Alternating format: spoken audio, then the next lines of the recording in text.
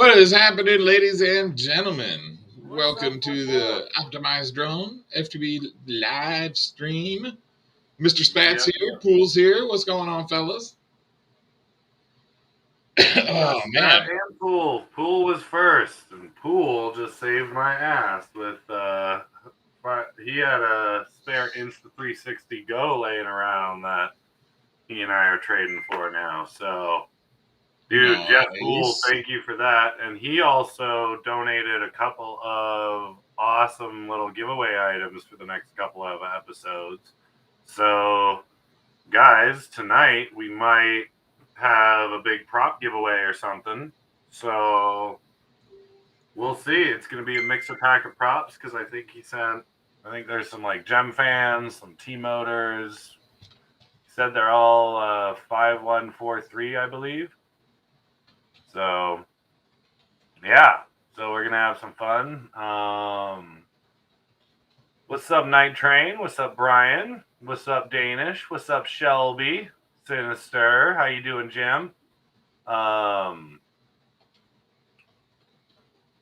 Give that SJ C100 Plus a try. Awesome. Did you? Because I've heard it's okay, but not great. I used to have an SJ, one of the super mini ones, and it was okay. It wasn't too crazy. Yeah, SJ12. I think I had problems with frame drops and stuff like that. Yeah, the SJ12 was, I think, the one that I had. Jeff said, Matt, check your DMs. But yeah, so Jeff Poole also, guys, we're not sure if we're going to do this tonight or tomorrow or next week, but we might make it a bigger giveaway for next week because Jeff Poole, Spooner FPV, has been very, very gracious and is donating a X-Class frame for us to give away as well. So for those who are able to get into X-Class, I would suggest spreading the word about that sort of a giveaway. And I'll bring up, let me bring up a picture of it so guys, Jeff's frame that he would be giving away is this one. Hold on. Sharing screen.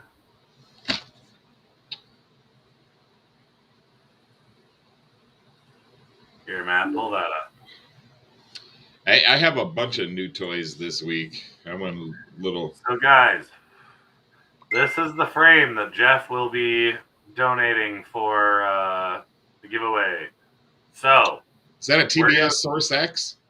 I think so. I'm not sure what frame it was. I don't remember.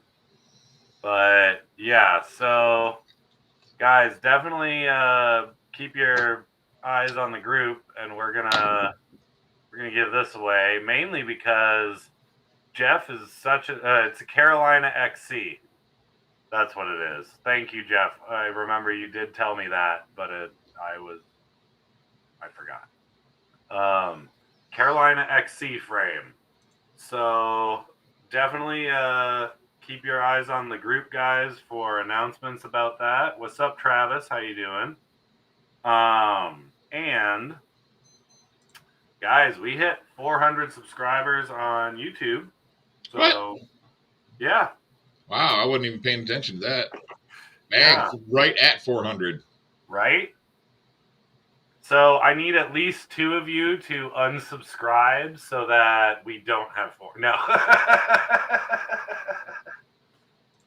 Yeah, Jeff, I know it's only the frame, but this picture is a good reference as to what it will look like after building. Jeff upgraded to a newer frame, so he's got that. I was just made aware. Thank you, Jeff. G off FPV. Yeah, the Elite Heat's going on right now for Whooptopia. Yes, Swooptopia Elite and Pro Heats right now, fellas. And it looks like it's heads up OG Dr. Love, AK, and Piper and Mason. So there's heads up right there, guys.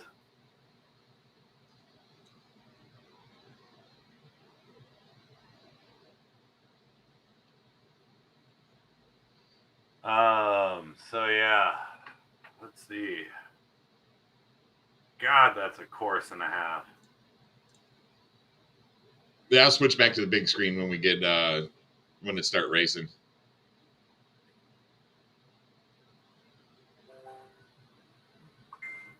Yeah, I think that's AK with the beard in the back there. The shorter guy. Yeah. Yo, did you hear from Skadoosh, or is it? I sent him a message asking if we were still awake, or if he was still awake, and I haven't received a response. So, is it cool if we send Jeff Poole the link to go jump on? Yeah. Sweet. Jeff, I'll send you the link right now. I gotta copy and paste it from the team chat.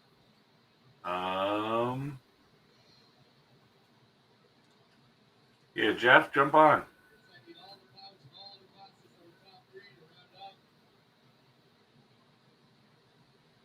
Oh, that didn't work. Hold on. Sorry, Jeff. Why is it not copying? There's your sponsors. There we go. Okay, Jeff, this one. Sorry. I had to forward because I'm on my desktop. I couldn't just copy and paste.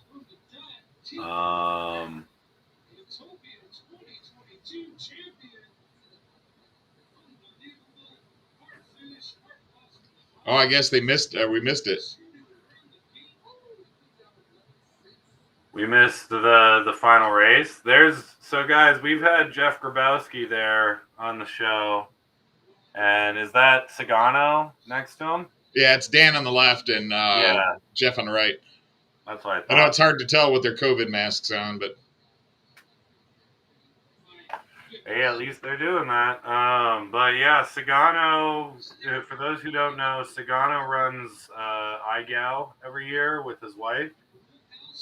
And Jeff Grabowski is the owner of We Bleed FPV, guys, and I give them a lot of shout out because and then there's the man in the middle. What? That's Jesse, isn't it? Yeah, that's Jesse in the middle. Yeah. So those rose-colored glasses right there. So guys, Jeff Grabowski came through for one of our very, very regular viewers. You know Shooter FPV? Well, he got a secondhand Jumper T Lite. He bought it off Marketplace or whatever, and it didn't come with the Crossfire Bay adapter. And so he was going to have to order it, but it was going to take weeks to arrive because you could only order it off of their Chinese site or whatever. So I called Jeff, and Jeff was like, yeah, give me his address. And he literally had a spare one laying around that he just instantly sent to Ken without asking for postage or anything. Like, he was just like, here, dude, yeah. And Ken was like, whoa, that was out of the blue, but awesome, thanks. And he got his jumper all set up with Crossfire now, so worked out great.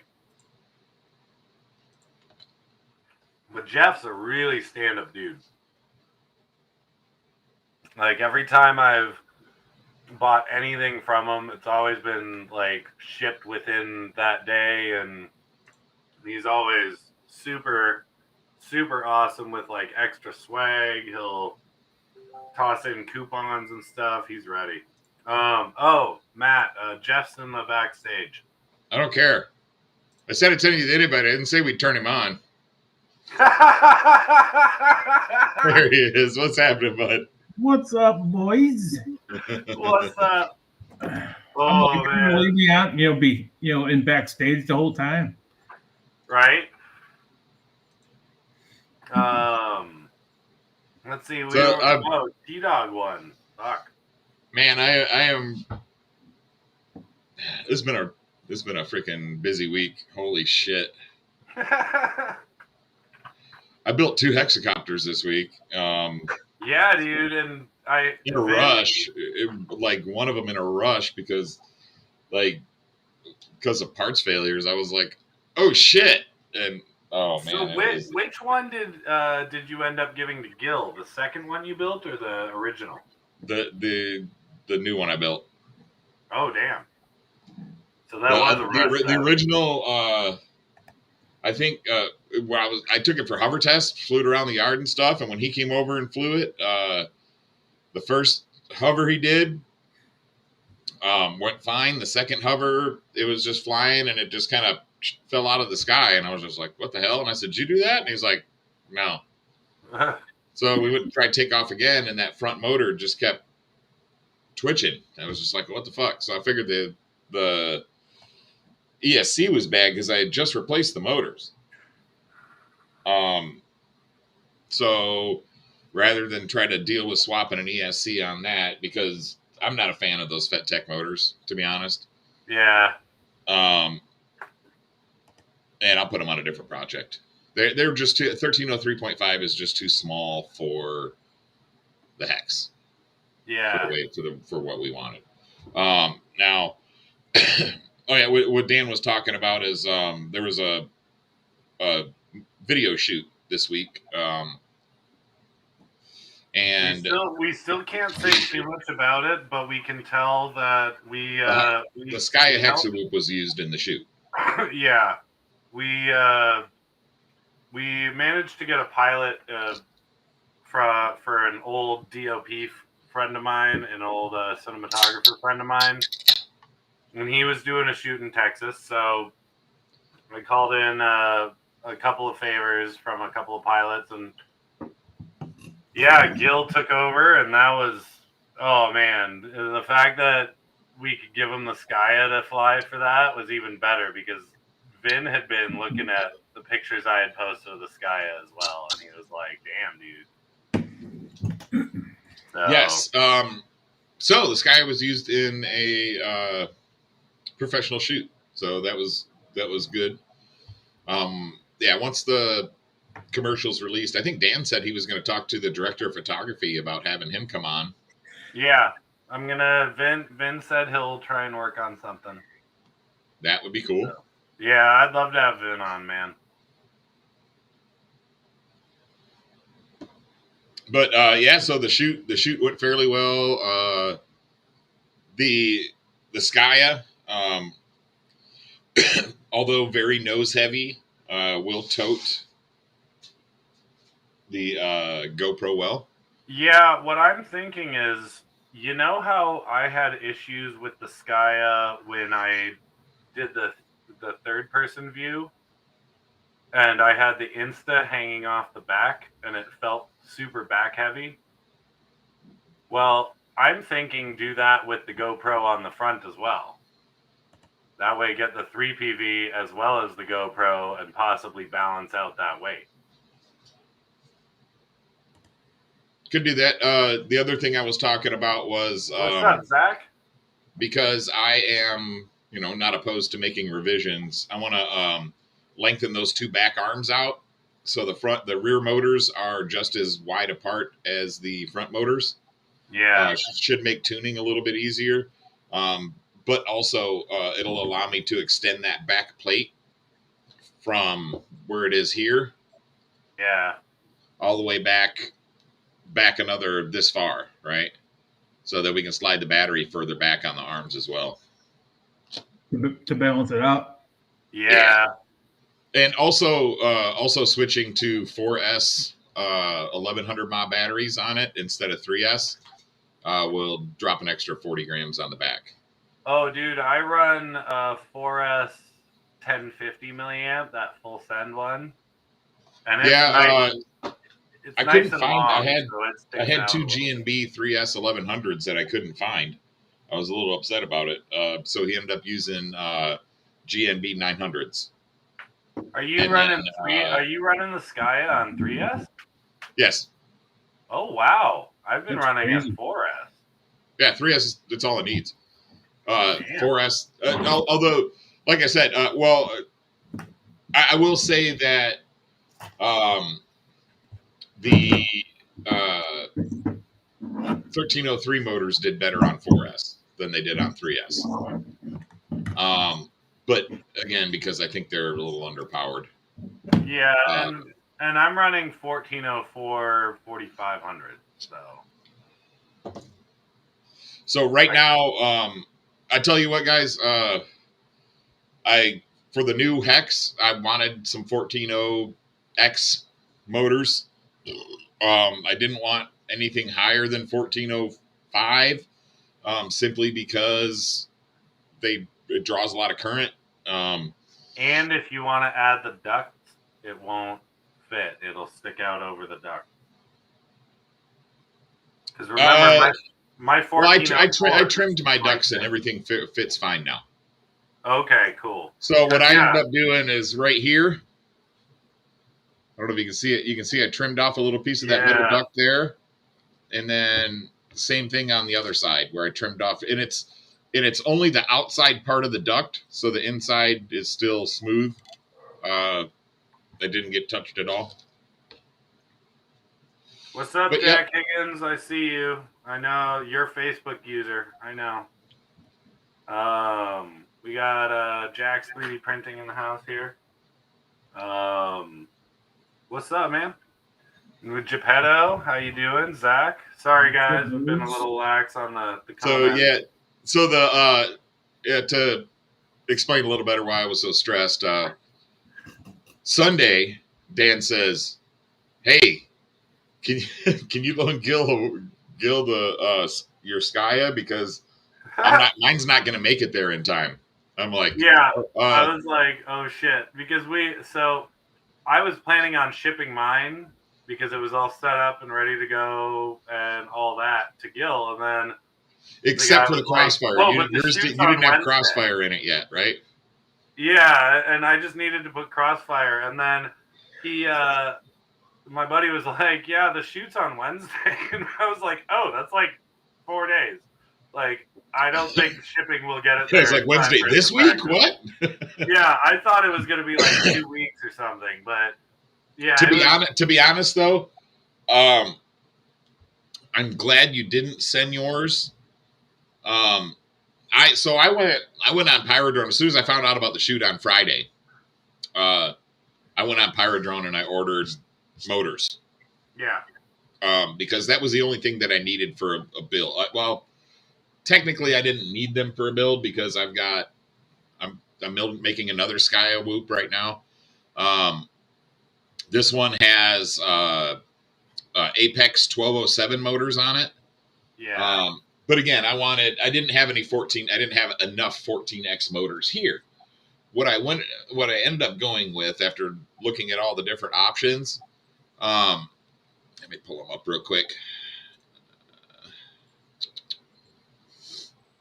Because I am like that.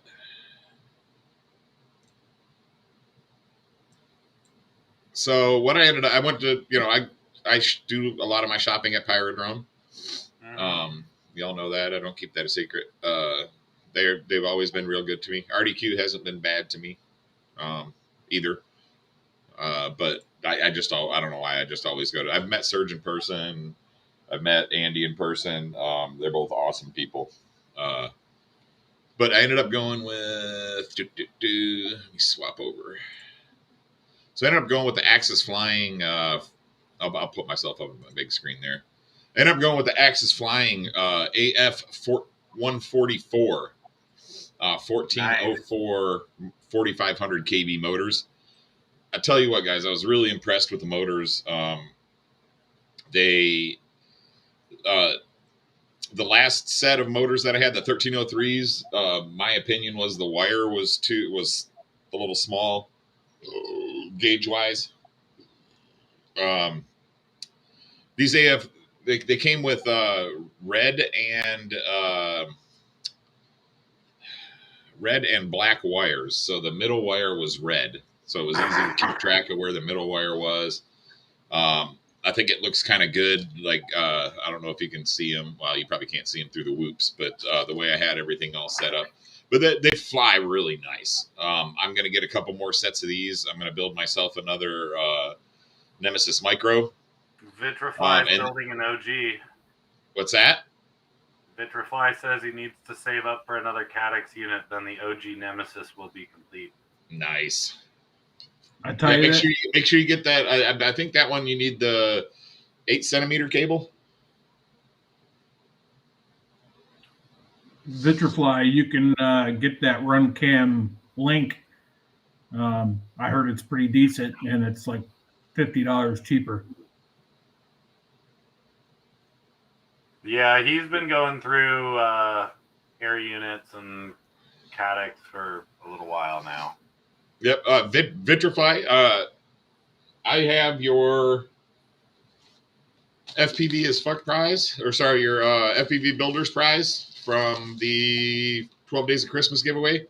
Oh yeah, what did he win? So he won a Nemesis Micro. Fuck yeah!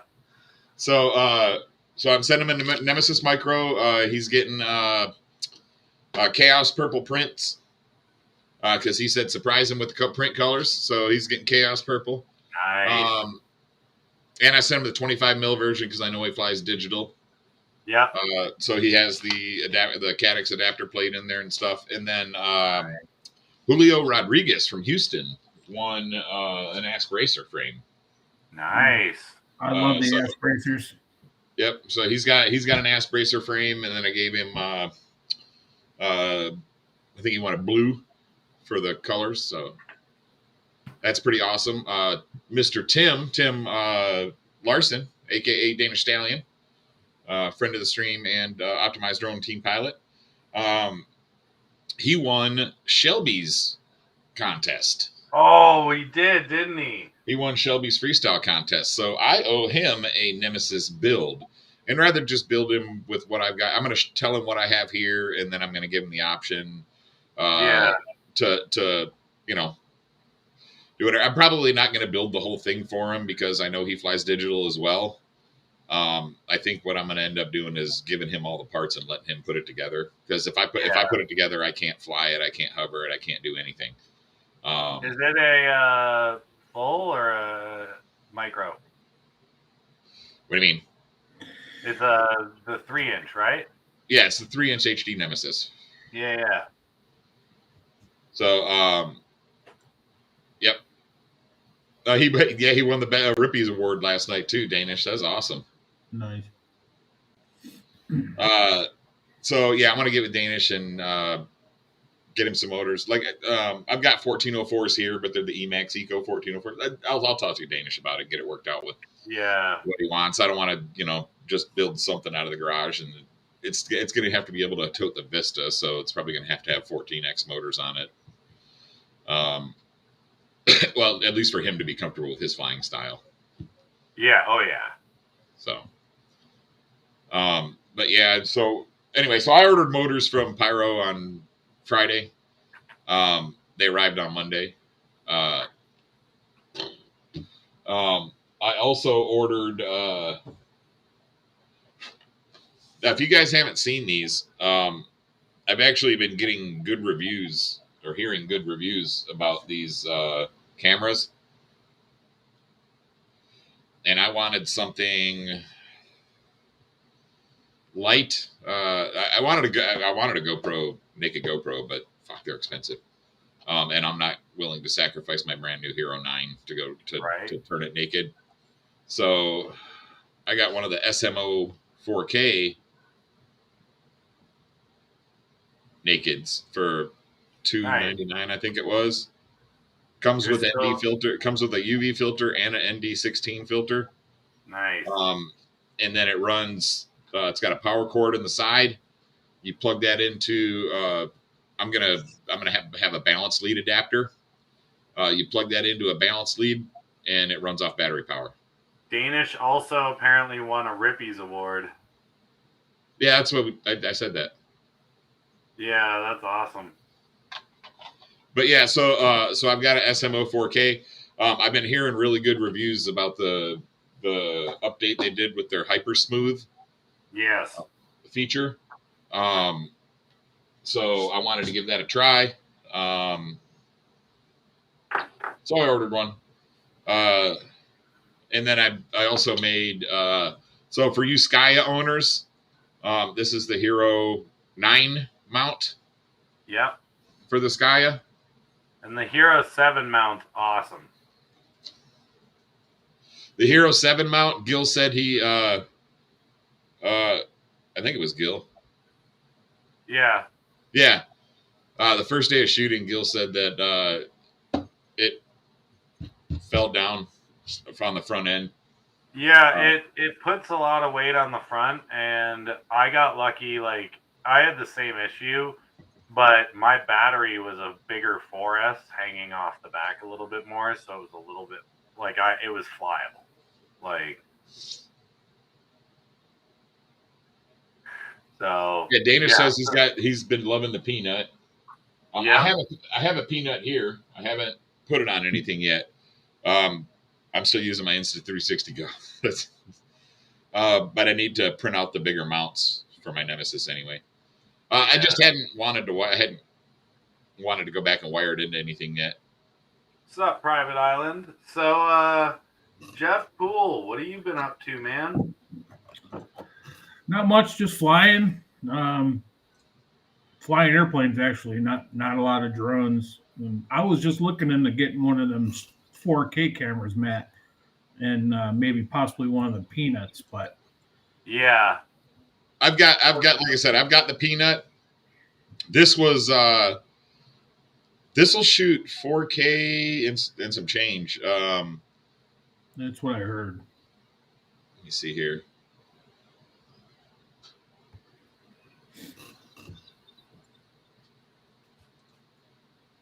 So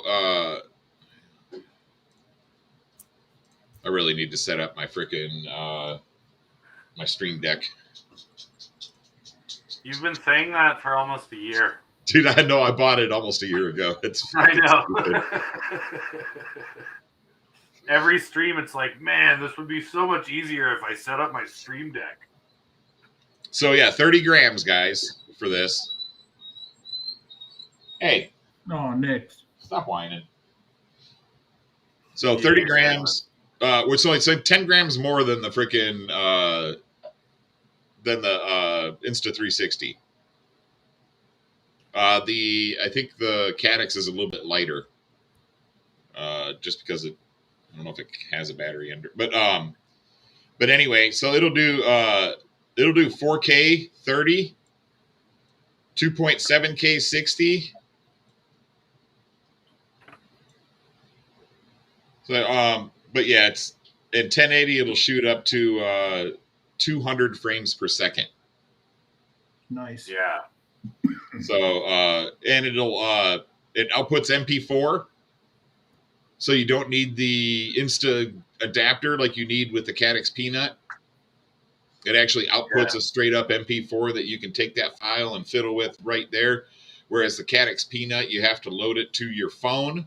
No, the Insta. The Insta360. Well, both of them you have to load to the phone because the Caddx Peanut is an Insta360. But yeah, the Insta saves in an MOV file, which is fine, but you still need to run it through the editor and end up with an MP4. You know, right?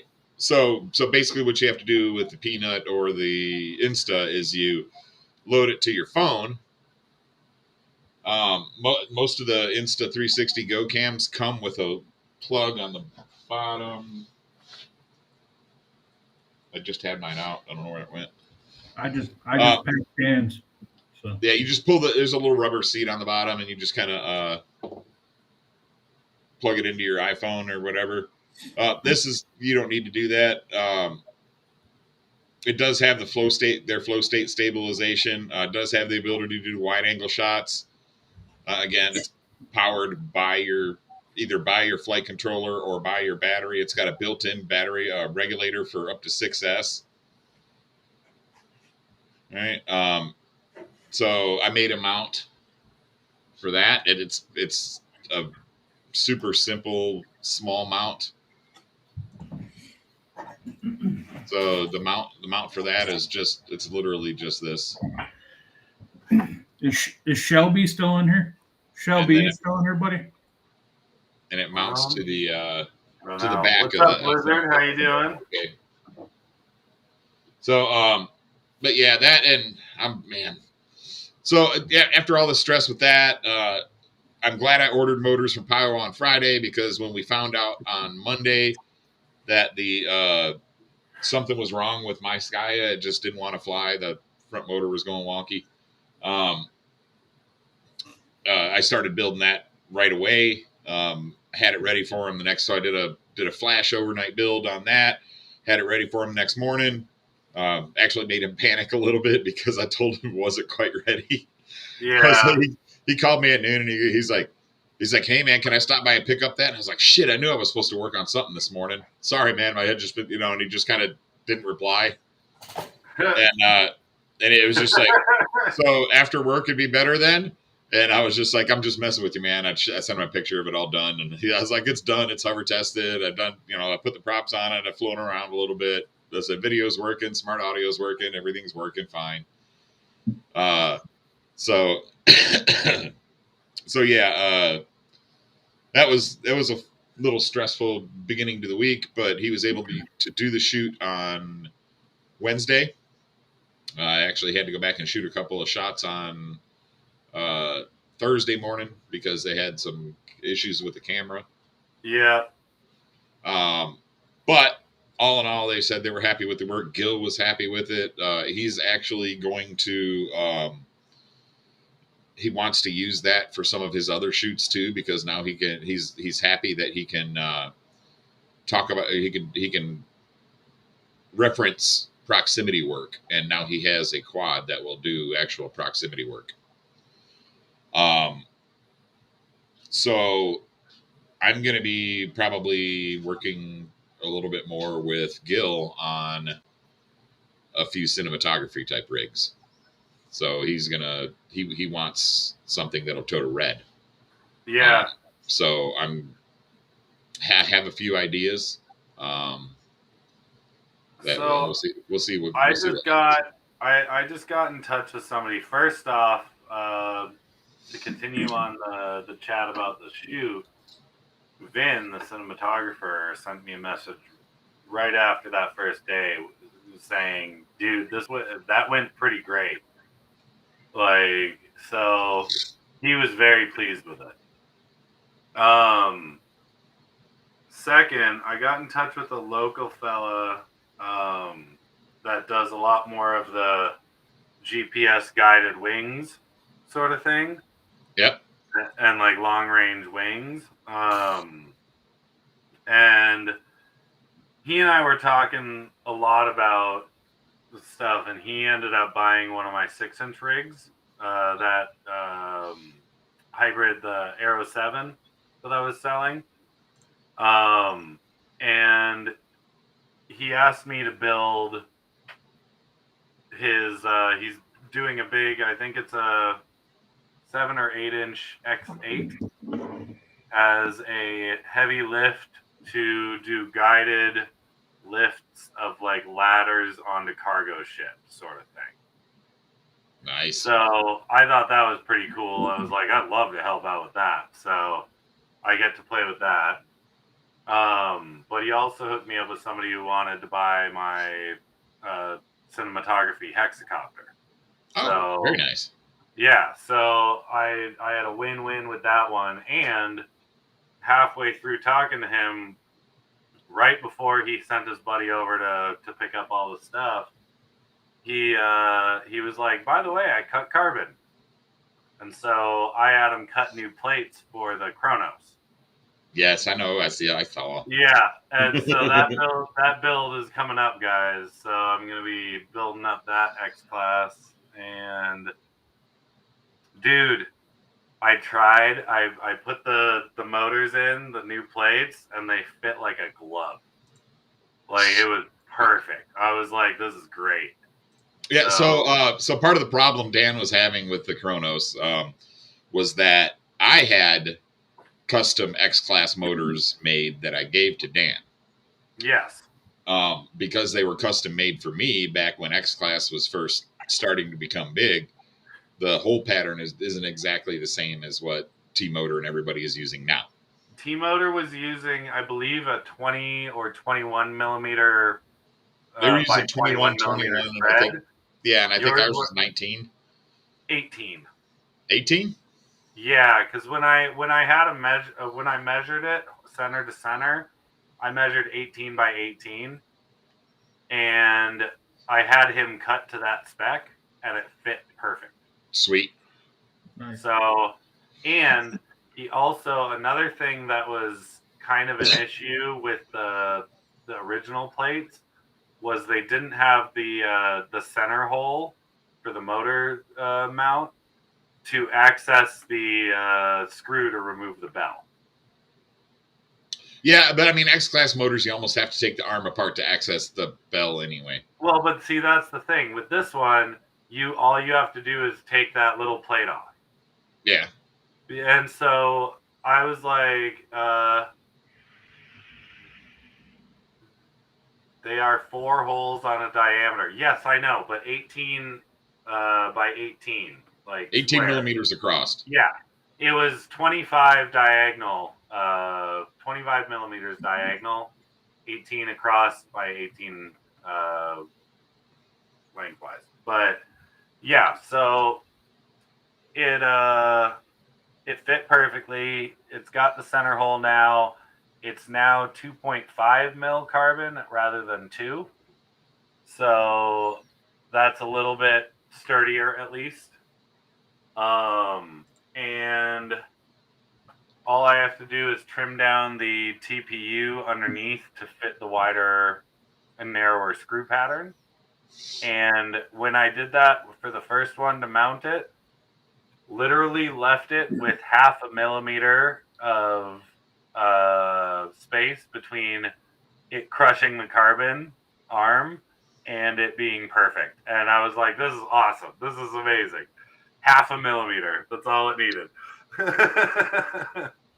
So it's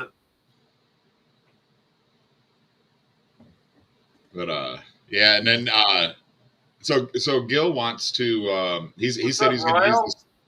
He said he's going to use the Skya nice. in some future shoots. We talked to him a little bit about how we can balance it out a little better, and making the jump to 4S and getting a little bit bigger batteries is the way to go. So it'll balance out that the cam nice. I also told him, I said, buy a damn naked GoPro. I said, if you're going to be doing this, I said, it's worth it to invest in a naked GoPro. Yeah. You can expense it. I mean, one of your shots will, pay for it. So,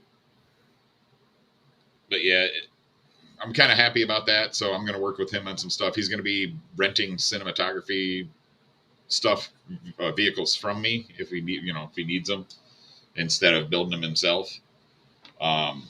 So that was actually something I had talked about. Like he doesn't have a lot of time to build because he's working for a company that does LiDAR systems. So Jeff Poole, Mr. Relentless says, I still got that Mob 7 I got from you. Probably none of the original parts a few times over, mainly because he's been pretty hard in iGal recently. And he's been bashing the hell out of them. But he said it started to multiply and got me into tiny whoops. So yeah, there you go. Yeah, man. And he's been stepping up. He's been playing Tiny Whoop Go a lot, and he's entered a lot of the actual Whoop races. So, same here. Yeah. Same here. And I'm gonna be setting up that tomorrow morning, your Renegade Whoop. So hopefully your race season this year, Jeff, is gonna be fun. Yeah. Hey Dan, should I show Matt the thing I showed you this morning? The Flirkin? Nobody just wants to see your wiener, Jeff. Oh. The Flirkin. Check this out, Matt. Flirkin. Nice. I think it's bad. I'm a fan. I'm a huge fan of swept wings. Yeah. So huge fan. This is going to be a 6S monster. So, you froze. There you are. Who I did. No, you're good. You're good. So what I was actually thinking about is I'm actually running a CPAC motor that can run 6S. but I was actually considering putting an X-Class motor on it. Nice. So it will fit. You know, I have a T-Motor F1000. Yes, you do. And a I was Flame about to 80, say that. 80 amp ESC that I have just a single of. I have a 120 amp ESC that would power this guy. Remember, Matt, he works with flight tests. I know. He's got more than enough of that gear. He could probably go grab a U80 and just be like, let's do this. So that's actually what's in it right now, actually, is an 80 amp, but I'm going to put a 120. But also the Flerken is a nano Flerken now. Nice. Matt, so, you got to race him with your micro wing. This is 6. I've got to build that micro wing out. That was one of the things I was supposed to do this weekend that I didn't do. I still got one more day on my weekend. Micro wings I could get into. That. Oh, like I said, me too. I like the fact that you don't have to take it apart to take it somewhere or put it in a car. So guys, as I said, Spooner was nice enough to donate a whole bunch of props. So what, Jeff, what hashtag would you like them to tag to be entered in this contest? Spooner FPV. Spooner FPV. Hashtag there you go. Spooner, hashtag Spooner FPV. Yes, Shelby Vole, it is. It's called the Flerken, and it's Jeff. Oh, there's Shelby. Here, let me see. I knew he'd pop up if you showed the wing. I knew it. That's the only reason I asked if he was still here. So this is the nano Flerken. It's not released yet. They're thinking. Send that to me, Jeff. I want one. Yeah. What, one of these? Yes. All right, I'll get you one. You got send me one of those. I've got a nano wing that I'm going to be putting together here. Actually, I want to put together two, and then I've got an AR 250 wing that I want to put together as well. Yeah, I'd love to do a nano one, man. That would be fun. I'll get you guys a couple. Because are those foldable foam cuts? Actually, this is the original. This is the first make of it, which it has a bunch of the A and B folds in it. The new one is 40 grams lighter. This is actually weighed with everything in it was 250 grams. So stuck at FAA. So the new one comes under about 210 with everything. Nice. So, and you can put a peanut in it, I think a Vista, you can actually get a Vista in this too. And it's pretty stable with it. This is set up for 6S. This thing flies. This thing moves. So, and then, like I said, the original Flerken, which I don't know, Shelby. This will be a racing wing. We'll be racing these around Edgewater Air Park this spring and summer. FPV or line of sight will have two different classes. So if anybody can make it out to Ohio to try this out, especially you, Shelby. I want to see you out at Edgewater this year. Damn right. So, Jeff, believe it or not, so I bought these almost a year ago, I think, close to a year ago.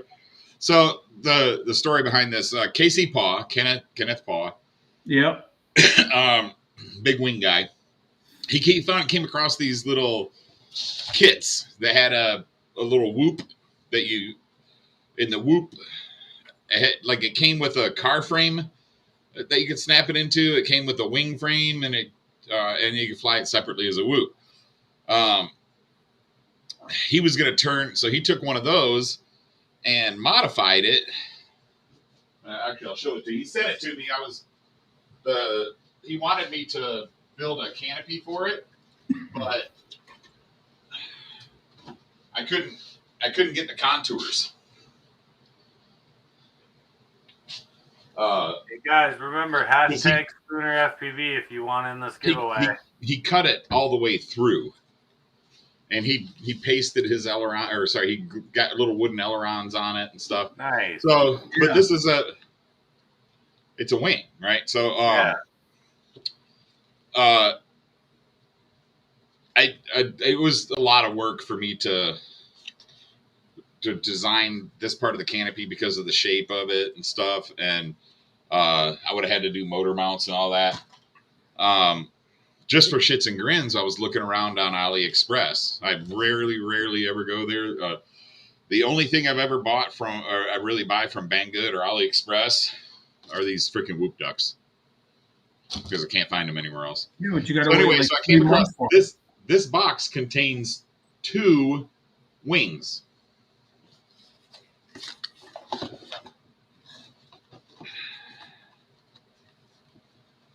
It's already got the FPV slot. It's already got the freaking aileron tabs, magnetic canopy. Comes with motor mounts. It's already got the servo holes. It's got the servo tab holes, and the servo tabs come with it. But dude, I picked these up. These were like literally. This is the wing, Shelby. That's the wing. Okay. Yeah. So Adidas. But I picked these up for freaking 2 for $24 You can't go on wrong AliExpress. Yeah. So that is my micro wing project. So Adidas has a question about the Insta360 Go. Yes, you can download videos to your phone. The Android app is crappy. If you have an iPhone, it would be a lot better. You could not do it via Bluetooth. I'm not sure about the Go 2 because I don't have a Go 2. You might be able to do Bluetooth with that one, but with the Go 1, you have to plug it in, and I use my iPad, and I transfer footage via that in the app, and then I put it on a USB.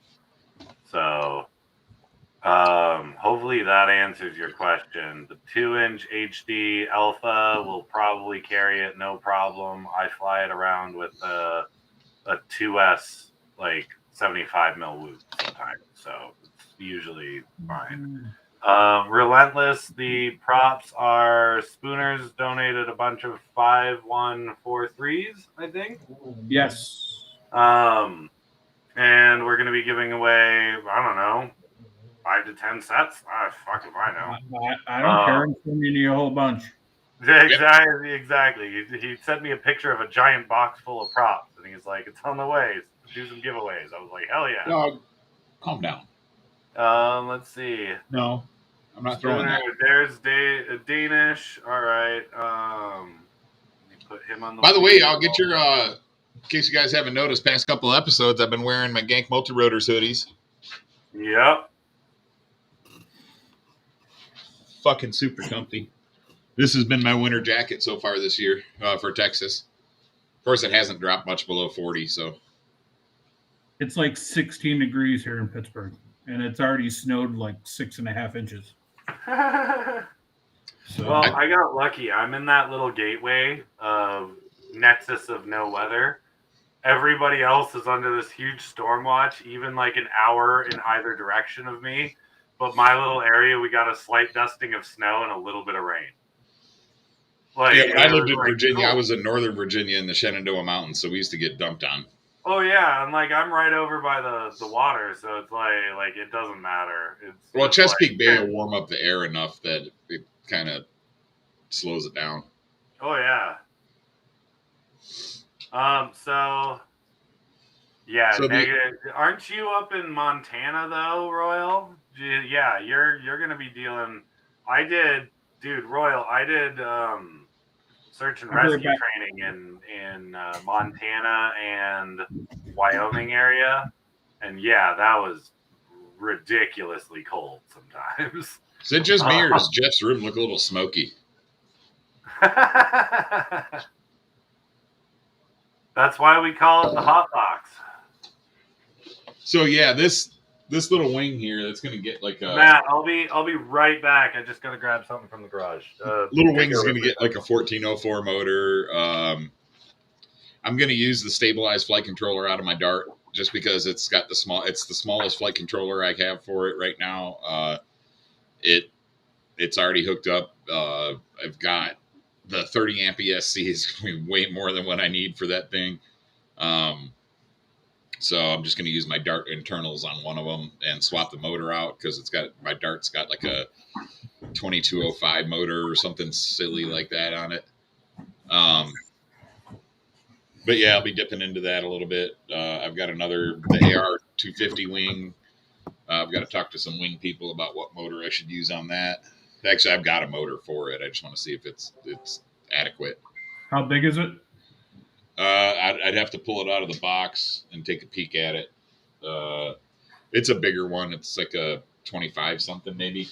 25 inches wide? The AR 250 wing? Yeah. That's a big boy.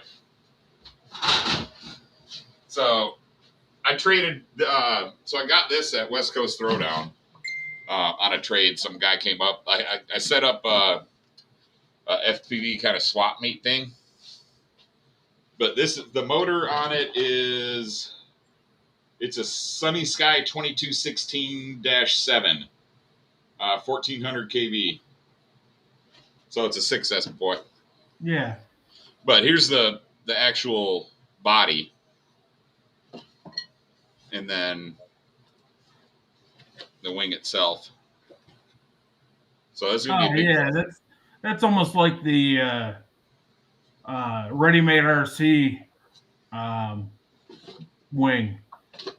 But yeah, so I got that on a trade. I didn't really want I didn't want a wing, so I think I gave a guy a micro flight control stack and some propellers or something like that for it.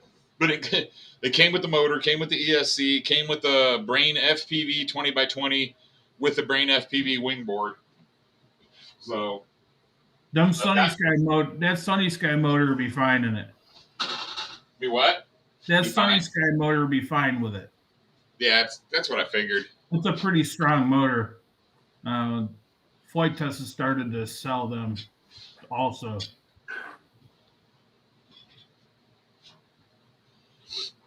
Yeah, Shelby, but I got it for free. You know, I've got a buddy that does wings, but he won't send me a decent frame. So, you know, I build what I have. I'll send you a Flurkin. Oh man! Hey man, you'll see me jerking to the Flurkin over there. Dude, I came around the corner and all I heard was you just running Shelby down. I was like, "Hey, I gotta bust his chops, right?" I know. Yeah, free is free, man. You can't argue with free, right? And yeah, we are stingy with the good frame. Stingy with the good frame. The other thing that I'm doing right now that is giving me stress is I'm looking for a car. I don't need a new car. But I have three. Ferrari just looks so pretty, huh? I have 3 cars in my driveway already. I don't need a new car, but I want a new car. All right, well, new to me, and I most of y'all don't. I'm divorced, right? So beginning of November, I made my last spousal support payment to my ex. So I don't have to pay her any more money. So now I've just been taking that, put it into a bank account I don't use very much, or it's sitting in a credit union account, you know, making money. So I've been wanting a car to get right. I drive. I've got 3 SUVs.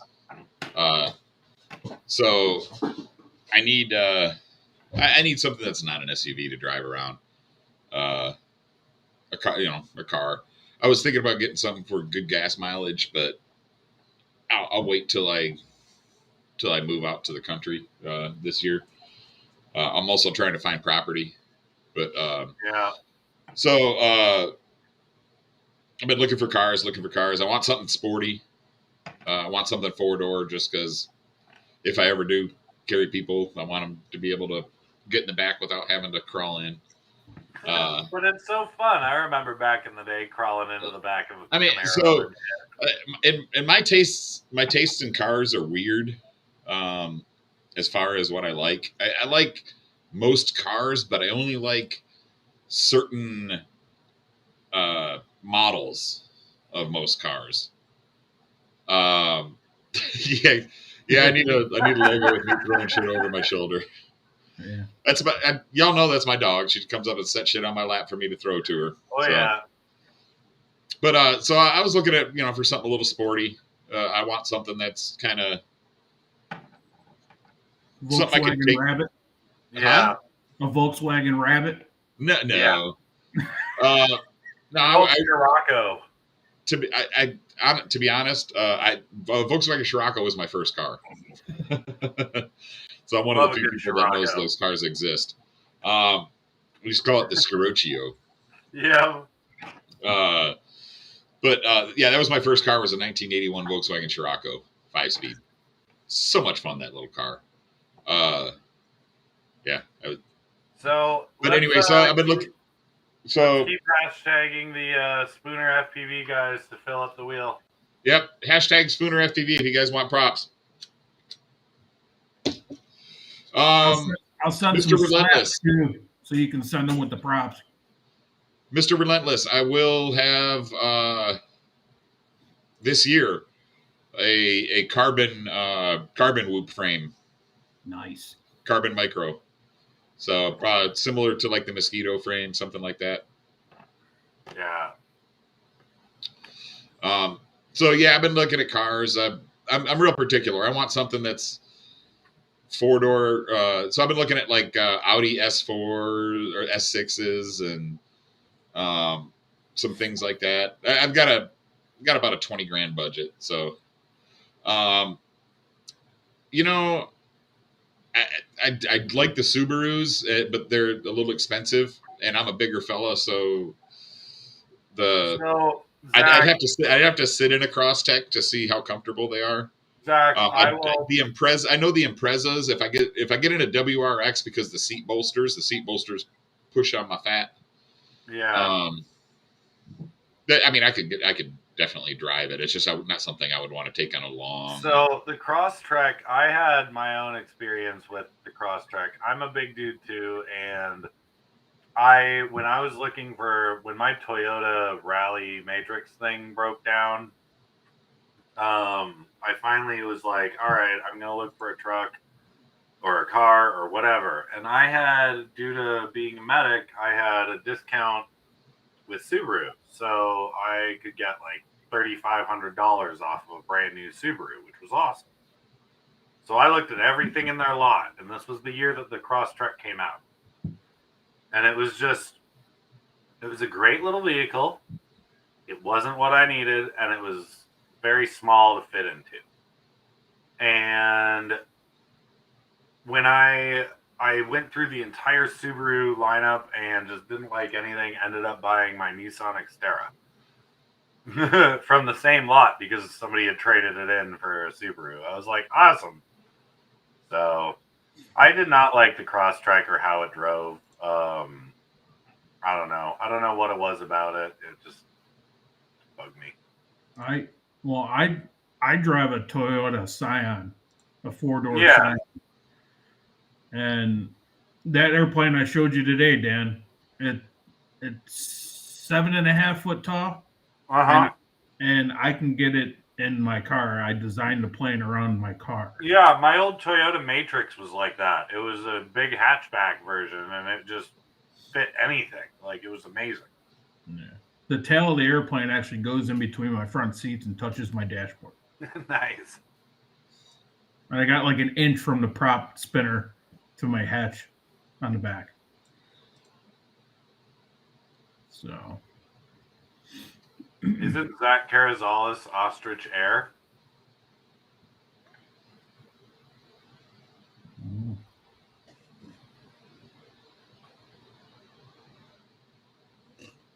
Yeah, you're 5'8". I'm 6'2". I know Matt's tall too. Yeah, I'm 6'3". Yeah.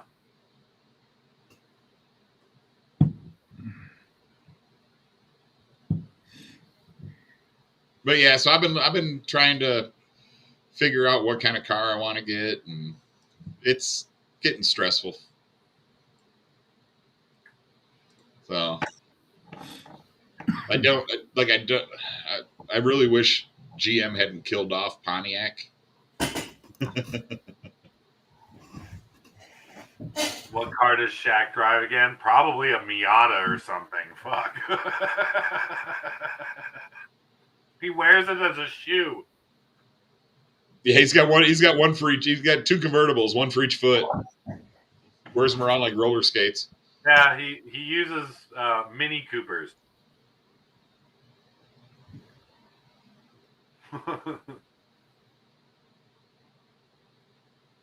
See, Relentless, I agree. I loved my Toyota for the 10 years that I had it.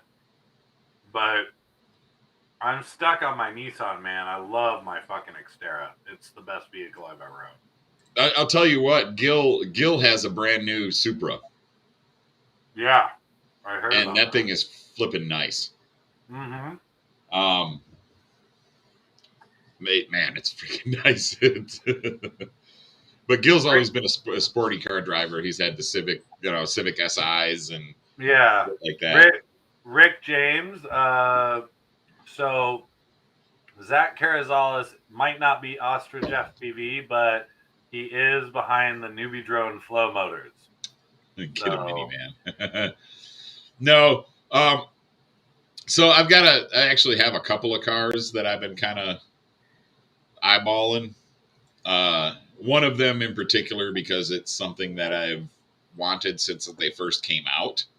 And now I just found one that is in my price range and whatnots. Let me see here. So, like, I've been looking at cars like this, right? So, Audi S6. Yeah. Right? Get a little V6 turbo. This one's got the V10. Ooh. But, and then... Gank van. Royal says gank van. Gank van. But here's an Audi S5 with the supercharged 6-liter. That's sporty. Yeah, Infinity Q40. But this one here, I think I'm gonna drop. This one right here is the one I think I'm gonna get. Huh. So it's a 2009 Pontiac G8. It's only got 60,000 miles on it, one owner. But it's got my 6-liter LS2. Those were good vehicles, man. So these things, I was really sad they went away because they were getting really good reviews as far as it being a full-sized sport sedan. Like they were beating Mercedes and BMW on the Nürburgring. They were, dude. These things. This was the American muscle car. It's based off of Australian Holden Commodore, I think is what it is. But yeah, it's these things. They push about 300 and some change horsepower. If you get the GXP, it's worth about 400 and some change. But because it's an LS2, there's so many bolt-ons for it. I could get it over 400 horse easy. And the fact that it's got one owner, that's kind of what I was looking for in low mileage. For a 12-year-old, almost 13-year-old car now for 60,000 miles, that's a very few miles per year. So, but rear-wheel drive, LS2 V8, 4-door, leather seats. It's got a nice Blaupunkt stereo in it. It's already got tinted windows for me. It's my favorite color, gray.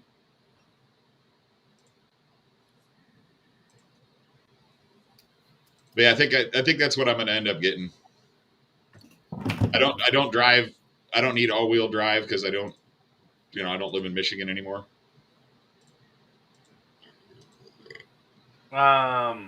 So Jeff Poole says got another thing for giveaway, but I think we're gonna do that on another stream night, just so that we don't fill up tonight with the giveaways. I want to be able to promote some of these on the page first. There it is. Ah, nice. So So, yeah, Zach, I was looking at the Chevy SSs. Unfortunately, they only made them for a few years. But the Chevy SSs right now, they're expensive. Yeah. Like they're up still around 30. I think 32 was the cheapest I saw a Chevy SS. So guys, I did find a SSR in my price range, which I'm also really. I have a love-hate relationship with the SSR. Ew. So the Chevy SSs, they're still around 30 grand, 36, up to 60. So a little bit more than I wanted to go. I mean, I can afford it. I found, Man, how much alimony were you paying? I want to keep my payments below what I was paying my ex, so I've got about $500 a month, 400 and some change to play with for payments. But no, I do like the Chevy SS. To be honest, though, I'd like the looks of the G8 better. But I do like the Chevy SS as well. Yeah, I'm well aware of that one. They're like I said, they're just a little bit out of my price range. A couple more years and they'll be down there. But this is the other that I don't know if not many people know about this truck. It was only made for like 2 years, but it's a V8 convertible truck, is what it is. Yeah. Hardtop convertible. So I'm a fan of the V8 muscle cars. This thing would be purely utilitarian. It's small, 2-seater. What's up, D3? Wouldn't be able to put Nicks in it. All right. Exactly. Back to giveaway stuff. Yeah, like I said, I've got a love-hate relationship. I love how it drives. I hate how it looks. Like the back end, I like.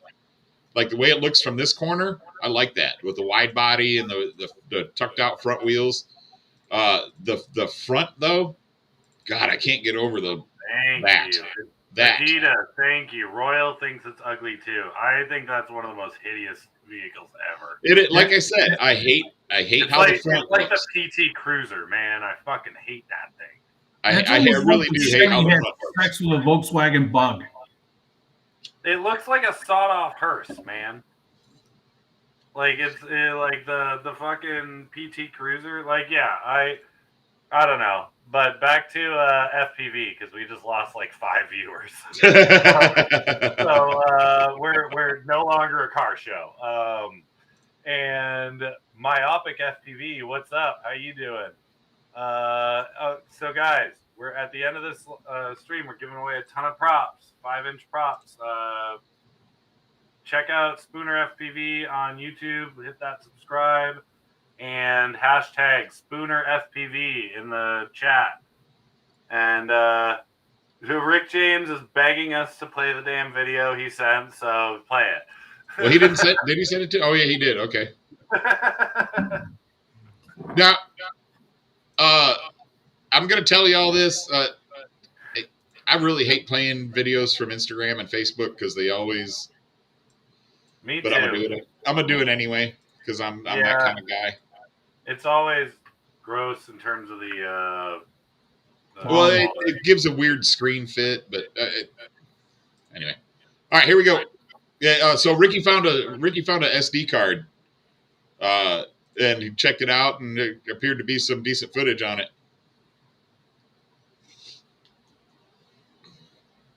Can you make it big? Let it. Oh, sorry. That's what she said. And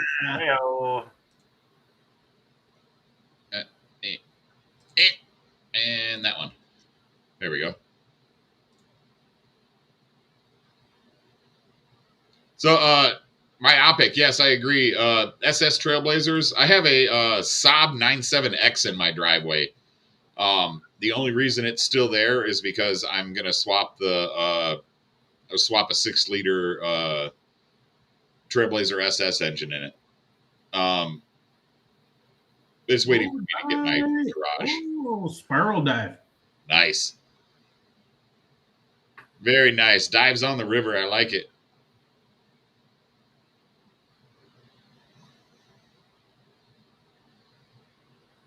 little peeping Tom action in there. Oh, there is a little sound. Almost ended up at the top of some trees there, whoever that was.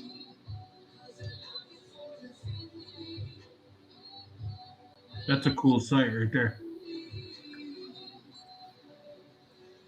Yeah, that looks like the building in downtown Jacksonville. Hey, Zach, do you want me to send you an invite? We can get on and talk about that if you want. It'd just be easier if you were on the stream and not in the chat. I can send you a link if you want.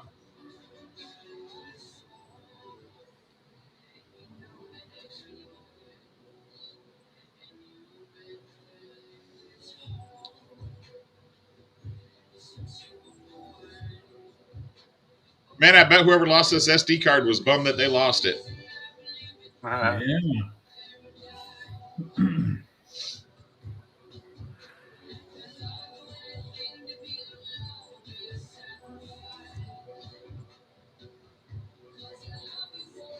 I'm assuming this is near Jacksonville because there's a Go Jaguars in the window there. Yeah, it's the building in the downtown Jacksonville area that the Rowdy Boys fly a lot.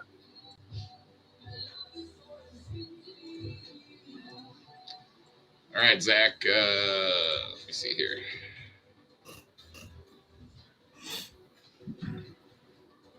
There you go, bud.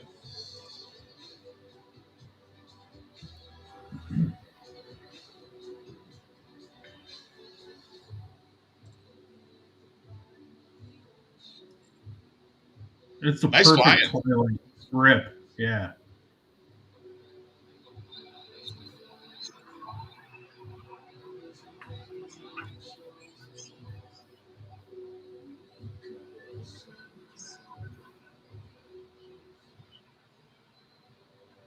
Very nice. Yeah. Nice rip. Whoever that was did a good job.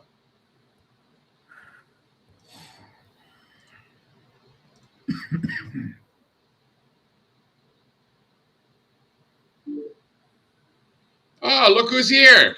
Hi guys. What's going on? Man, the hair. Wow. Oh yeah. That's You got Chandler Bing over here. no, I'm yeah. So you wanted to talk about, there was a thing that we saw in, I think it was a Tiny Whoop group.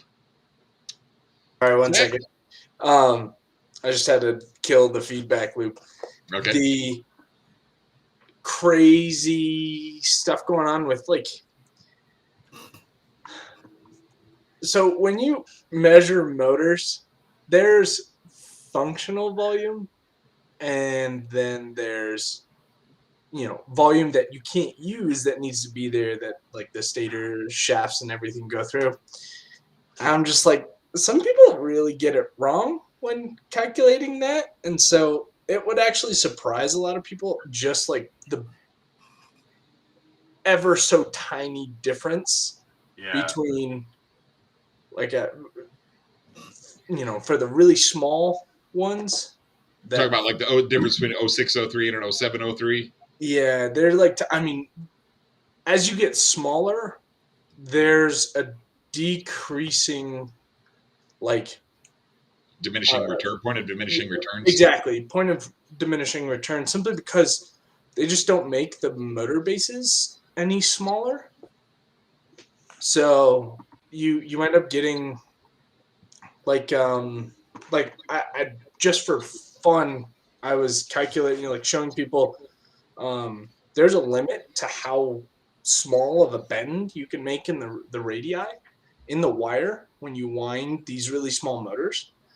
And like scaling it up to a 5-inch, you have quite a few loops in that wire. And so the difference when you go to wrap it, because they can't just end it. If you hit a KV like 1985 and you want to stop it there, you need to wrap it so it wraps back down and through the base of the motor.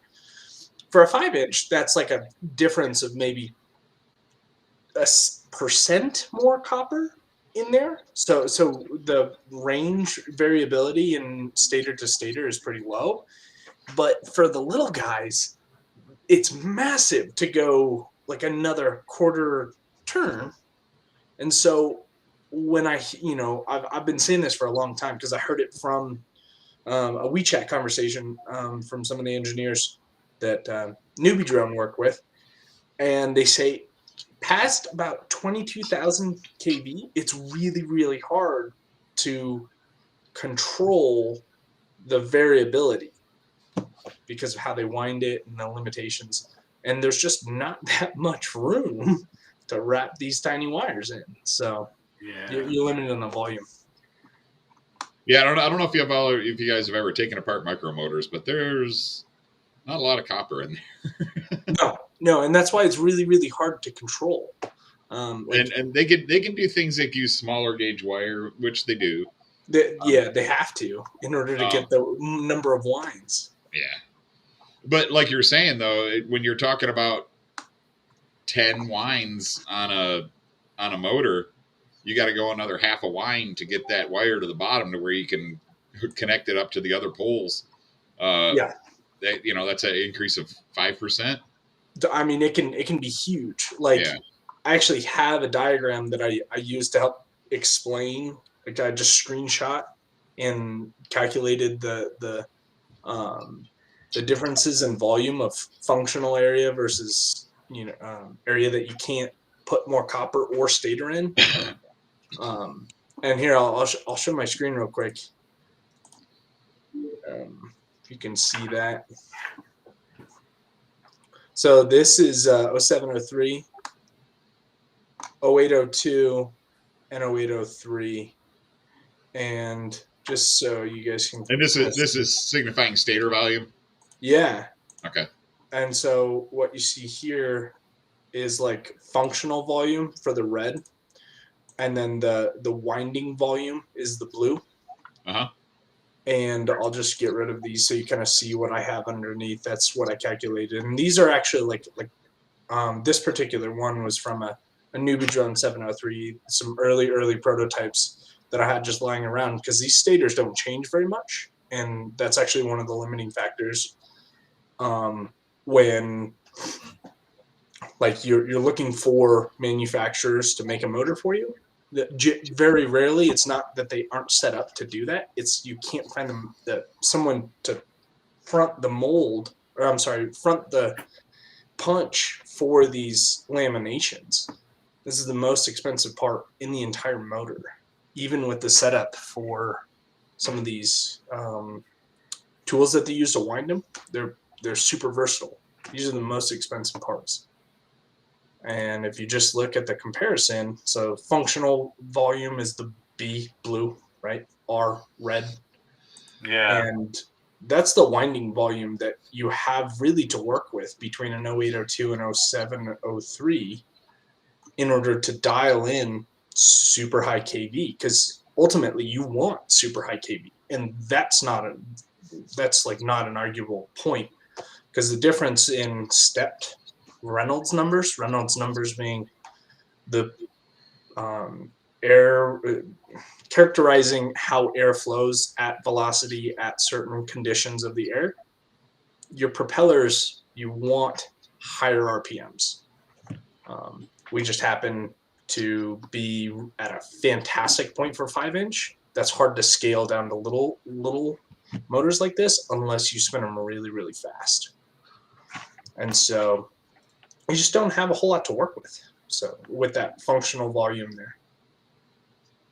Yeah. I feel like I just took an engineering course. It did. And that's every time Zach comes out, man. This doesn't take very much. This is like back of the napkin kind of math. And you'll see a lot of people compare the volumes, the stator volumes, without subtracting this, the part that the shafts go through, the motor base that slips in there. Yeah, I think the argument was the guy thought he would get more return on a 0703 versus a 0603, right? Yeah. I mean, there people have made that argument for a very long time, and the problem is yes, there are 26,000 kV motors out there. There are 24,000 kV motors out there. But if you take one motor comparatively to another motor, they very often will be 15 to 20% different in kV. And that's just because they can't always control that winding. And Mr. Rick, I've wanted an 0902 motor for very long. The only people I've ever seen with a stator is AOK Fly. I think Yes. that's the manufacturer. But, A-OK, you're right. but they need to completely shave like 30% of their weight off their belt and their motor base in order to even be useful. I want to run this by you because I have a set of old AOK prototype motors that are awesome. And they're really hard to tune due to the fact that instead of having 12 magnets, they have 6. What? Oh, that sucks. There's also an understood aspect. I've spent like the last 2 years secretly learning. Nope. Oh, wrong button. Uh, I hit the wrong button. I was yeah, trying. you're good. I'll just stop sharing my screen. But I've spent like the last year and a half, almost 2 years, just delving into brushless motor science. It's crazy because like all the variability, but more than anything else, it just happens to be how much carbon and how much stator you have, like the actual the actual core of the laminations and that kind of stuff, and how much flux you can actually build into everything. AOK has led, if like looking back, I don't know who the actual manufacturer is. I think AOK is a front company, but I don't know who the actual manufacturer is. They've been ahead for a lot of smaller motors for a very long time. I had a set of AOK Fly 2306, and man, those were great motors. I was just really like if they tweaked tiny little piece, little bits, like they have the right magnet size, they have the right stator and winding combination. Their bells tend to be a little heavy, and their bases tend to be a little heavy as well. So like over-engineered for maximum crashability. I was talking about the Axis flying motors. I kind of like the new 1404.5s, 4500 kV that they've got. I just put a set on the Skya, and they worked great. So I'm gonna order a couple more. I'm probably gonna build a Nemesis Micro with one. Yeah, no, it's super cool. I wish more people would like spend the. Who am I to say what these manufacturers do and don't do? But what I would like to do is I will, even if you've seen me on Facebook and stuff, sometimes I can go off, but I will not stand for bad engineering. Like not even bad engineering, but just bad back of the napkin math when comparing stuff. And I will go off. And I feel terrible sometimes because it's just, but this is like I know the motor spacing thing is the it so is. I feel so bad, Matt. I'm not kidding. I spent early on. I probably spent 3 times the amount of money that I probably should have buying the 9mm spacing and 12mm spacing when I was into 3-inch a little bit more. Oh, so annoying. And then for these small motors, some early, some ran 6mm, and then others ran 6.5mm diameters. And then you had the 3-hole mounting and the 4-hole mounting, and you had to make a frame that fit all of that. I just like, what? I actually have a drawing that I made specifically for micros that fits everything. 3-hole, 4-hole. Yeah. I think I did that on one of my, like, basically seeing the toothpick craze and going, oh, that looks interesting. Like, right after kind of Bob Ruge did his stuff, and then evolved it, and then eventually I did the Savage Bee for Nubidron to fix the torsion issue. But yeah. Zach, what do you do? I'm an engineer. I'm a mechanical engineer. No. Okay. Yeah, I do all this other FPV stuff just I have done it, both as a independent contractor and then just for fun. I've designed some of the weirdest looking stuff you've ever seen. Yeah, and I've recently been working with a guy named Nikolai Anashenko. He owns FPV Films. He's been doing a lot of cool stuff. I've been helping him design some 7/8-inch rig for chasing some faster stuff. Just it's unique construction. I enjoy it. It's a lot of fun. I've done some stuff for Nubidron. So yeah, I dabble. I'm a big chase guy. Yeah. What do you like to do? He flies for flight tests. Oh, cool! I didn't actually know that. Sorry, that's all right. The wing world is so new. I've designed a couple of wings, like smaller stuff. I like the smaller stuff, but I can't say I'm the best wing pilot by any means. This summer I was invited to a local dirt track. Cool. Oval dirt track, and I'll be chasing a lot. So hopefully Mr. Gank will get me set up appropriately. He's been bugging me for one of the Necromancer prototypes. Do it. Let's see. So come on, Gank. Mine's almost built. So I've been playing actually with some interesting stuff for angles on I follow that stuff a lot. I like the mechanism and structure design for that stuff. Oh, hey, Blizzard FPV. I'm so glad you dig the Savage Bee. That was a labor of love for sure. But yeah, and it's just kind of interesting. Like, we've been stuck in the bus style frame for so long that people kind of don't explore out of it. I would say, with the exception of a few people in the community, but all of those people, they talk.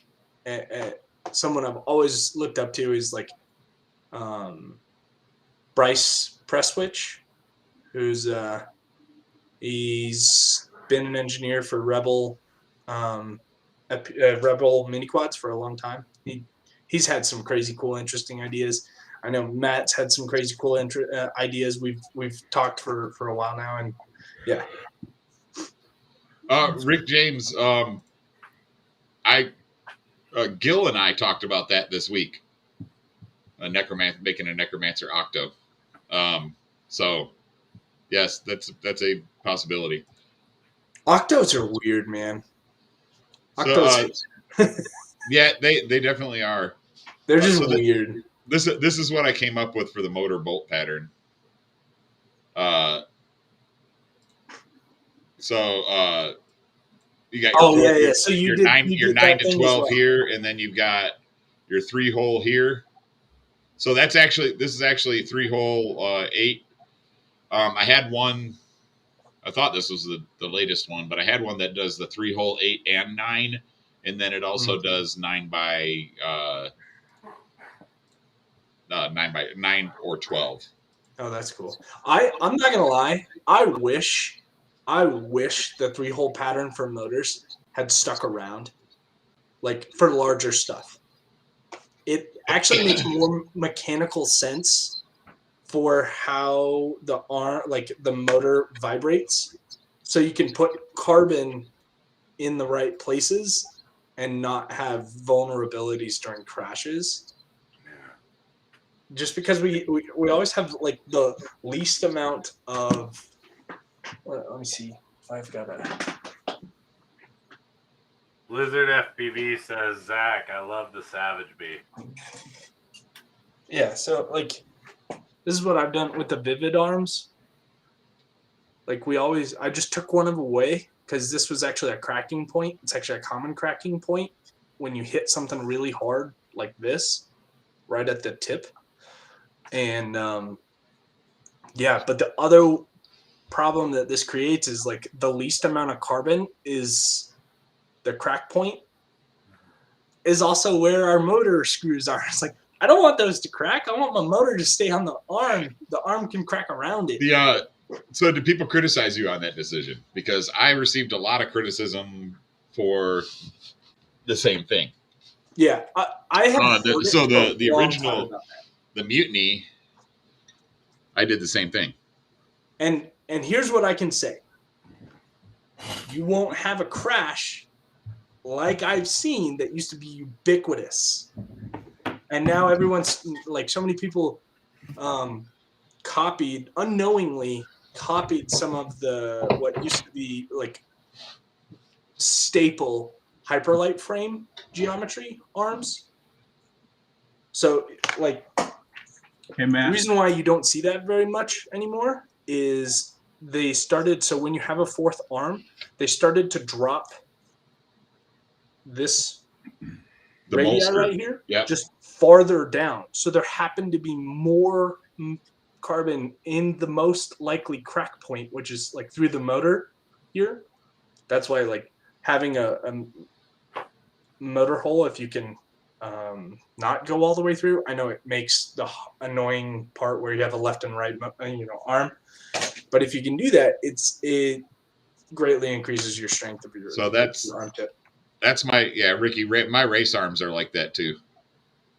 So I've been using 3-hole arms for 3 years now on the 3 years on the racers, and the Mutiny's been around since 2019, so almost 3 years on that as well. I did go back to 4-hole on the Mutiny V2 just because of a lot of people criticize that. I want durability. And everyone thinks it's more durable with four motor screws, and I can tell you it's not. There's 2 types of crashes that I've seen that are common. They're wanting motor protection, right? So I mean that's why I did. Mm-hmm. That's why I did this, right? There's no angle that this motor with that design that this motor is not protected. Yeah, it's funny though. Every time I've heard the tips will break. I mean, I heard lots of assumptions. I've heard lots of assumptions about that, but up until, and I had taken some tried to slow-mo, video of how most people crash into stuff, and it wasn't until actually Umagod released all of his documenting his steps through his 250 frame that people were like, oh, that's weird. I always thought I crashed like this. And actually, when you crash into something, most people spin. Mm-hmm. And by doing that, you don't actually, unless you hit and stop on that arm, like falling, most people don't crash like that. And they spin, and that's what breaks a bunch of stuff. Yeah, well, the other point I made was about racers, man. Yeah, you could put arm protection in all you want, but if they're flying like that, there's nothing to protect the flipping motor. Hey, Matt. So yes, sir. Demons just hopped in, so let's congratulate Demons on his sponsorship with Kin FPV. Oh, congratulations, Demons! Yeah, he was on the Detroit FPV show. Yeah. So congrats, Demons, part of the family. He's yes, sir. The captain of Team Hellfire, which we've recently become associated with ourselves. So they, them and Optimized Drone are kind of sister teams now. So it's gonna be fun, man. Dude, I like these shirts. So Robert Vitterfly Romero is going to be making shirts here pretty soon. Yeah, and this is the new S-Bang shirt he just designed. I like that. Yeah. So he'll be putting those up for sale pretty soon. I won't give him shit about his dirty mirror.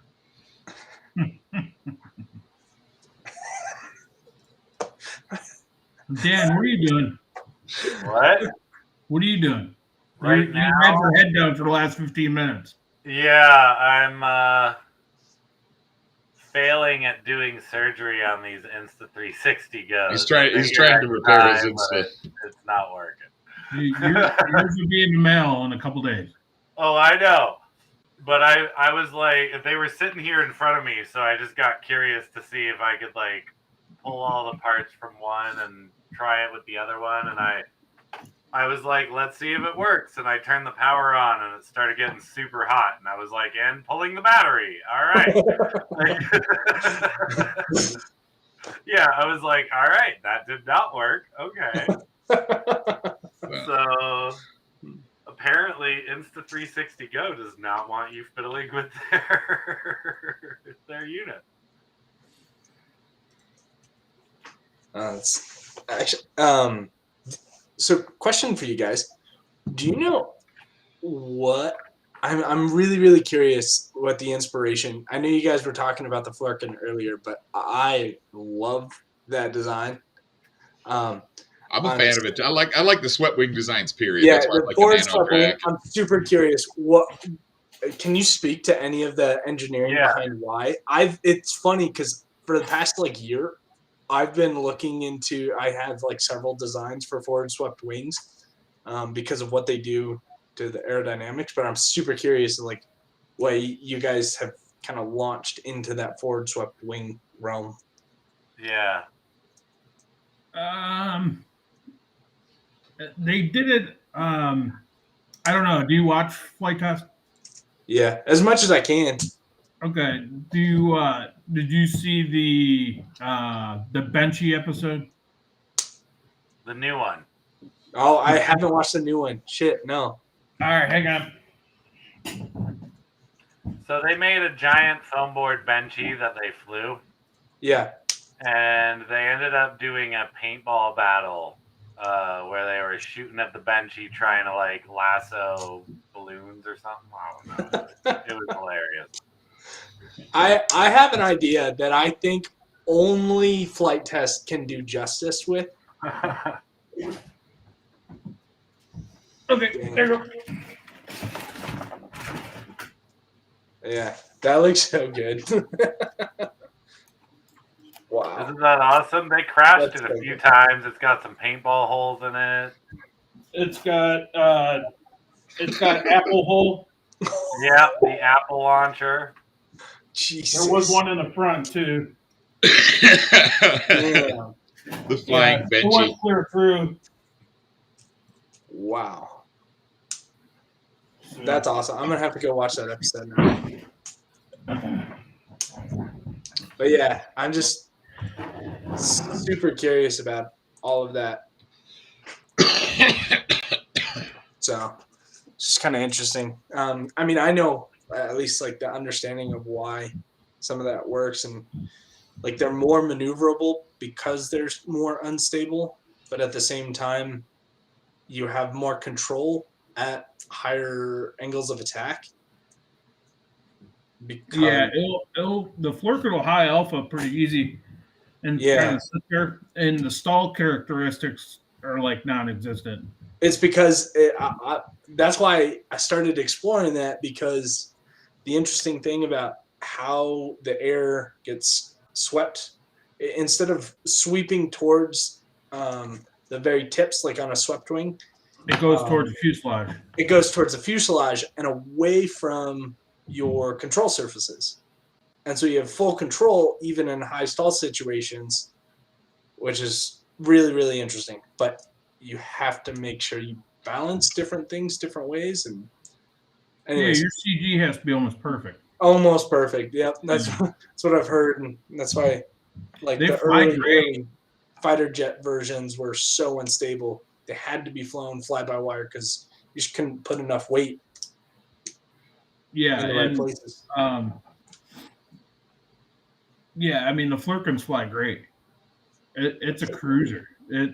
It's perfect. You put an air unit in it, and you can sit there and shoot gaps in trees. That's awesome. All over the place. It's awesome to hear that it's that stable. Yeah, it's super stable. Cool. Does it have dihedral? I'm actually super curious. Slight.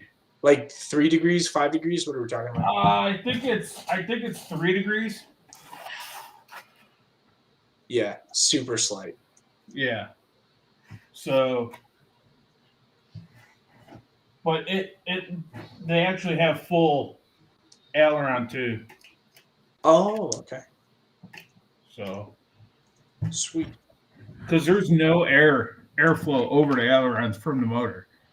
Yeah, it's super stable, and so you don't get the you don't get like in your FPV view that I've seen, like some people like, especially when they surf cliffs and stuff, or chasing behind someone, they get a lot less dirty air in their ailerons, so they feel like they have to correct less. So yeah, they were flying behind the Megalacy. I don't know if you see that episode. The huge 16-foot Megalacy. Yeah. They launched the Flurkins from the wings. Yeah. And it was fine. Yeah, just beautiful. Yeah. No, I've been like actually exploring some of the forward swept wings myself and just kind of exploring it. And I wouldn't have launched that. I'm a fan of the forward swept. I like them. I like the looks. I like how they fly. I mean, everybody gave the ZOHD Dart shit, but for $89, that thing was freaking awesome. Oh, I just like this is kind of funny how this ties back into that motor thing I was talking about earlier. It's until you understand why, most people will give you shit. Like about anything. Like, it was unfortunate with the Forged Carbon thing and the X Hover. Like, no one understood why. And yeah. So. Your name on that is awesome. Yankee Doodle Dandy. You just noticed that? Yo, I changed my name to something funny every freaking show. I can't believe I think you should keep that. That should be your handle that people like. They have to type all that out at Yankee Doodle Dandy just from now on. Spooner, I agree. That's been what's been going on the past bit, because my daughter's now in school, so Monday mornings is bus time usually, but she's not in tomorrow, so I'm able to stay on a little bit longer, but not much. I was gonna say she should have like MLK day off, right? I've got MLK day off tomorrow. She's got holiday off, but she's still up at 5:30 or 6 in the morning anyway. So yeah. It's like, since she started school, I've been trying to cut it by about midnight, at least for me, but the show still goes on. You guys keep it going. And that's why I have Matt hosted now. What's that? One more time? Sorry about that. What? What were you saying? I'm just saying I have Matt host the show now, so that when I go to bed early, you guys can all continue. Yeah. So Dan's videos are always stuttery. Yeah. Well, when he's playing videos on the stream. Right. So let's do the wheel spin. I can't see comments anymore because that bot came in and fucked everything. Yeah, what's up with that? I got rid of the bot. What happened? So did I. Still showing here. I know it stays in the stream thing, but it just says message hidden on our side. Oh, I actually blocked them from the stream, and then I went on YouTube and blocked them and reported them as spam as well. Yeah, I did the same. I can't close the chat. The private but one. Yeah. Oh, just there's a little down arrow in the upper right hand corner. It won't let me. It screwed everything up. So Matt, share my screen or share the wheel screen. We've got today's spinoff brought to you by Walgreens. Right. They got to make money somehow. Right. Hey, I'm not going to complain. It gives us a free wheel. At least it's like not over the wheel. Right. Yeah, I know. I think that's the stupidest thing ever, too. They won't let you get rid of that ad. So I think everybody that's on the wheel is still generally watching, and even if they're not still watching, they can still win, I guess. Demons, hashtag Spooner FPV if you won in the prop giveaway. Yep. Zach, you gonna get in there, man? No, I'm good. I have more props than I care to admit. I've stocked up on so many different props. Dude, I have so, yeah, me too. I'm like, I've got 2 bags of 20 left, I think, still. I just ordered more 3-inch and 4. I ordered 4-inch props, so I'm going to build a 4-inch, build my 4-inch racer. Matt, you just threw your camera. Oh, nice. Oh, yeah. My wire's hanging down there. Yeah. That's awesome. That's one of the things I'm working on is getting some new camera mounts for my setup, and my desk was clean before I built 3 hexacopters. This one here ought to be pretty fun too. With the 1207 motors on it. I'm gonna spin, guys. All right. Go ahead. Do it. Private Island said if he wins, spin again because he's got a buttload of props.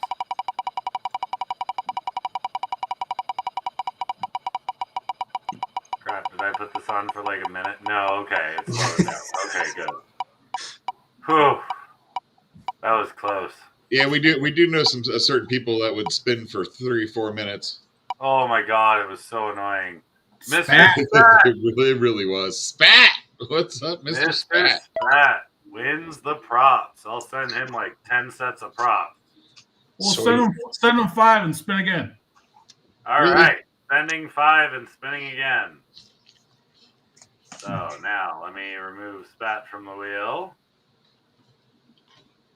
Oh no, not embed, modify. That's what I wanted to do. There we go. I'm being attacked, y'all. Whoa, where'd it go? Oh, apparently Spat's still on the wheel even though I modified it, but oh well. If he wins, then He's gonna win again. He's gonna win again. No, it's going faster. James!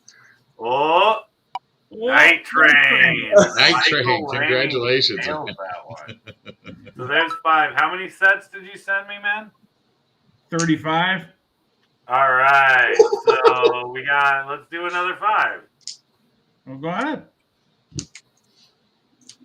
So let's see. Night Train, Spat, flywheel changes. That's the one I wanted. There we go.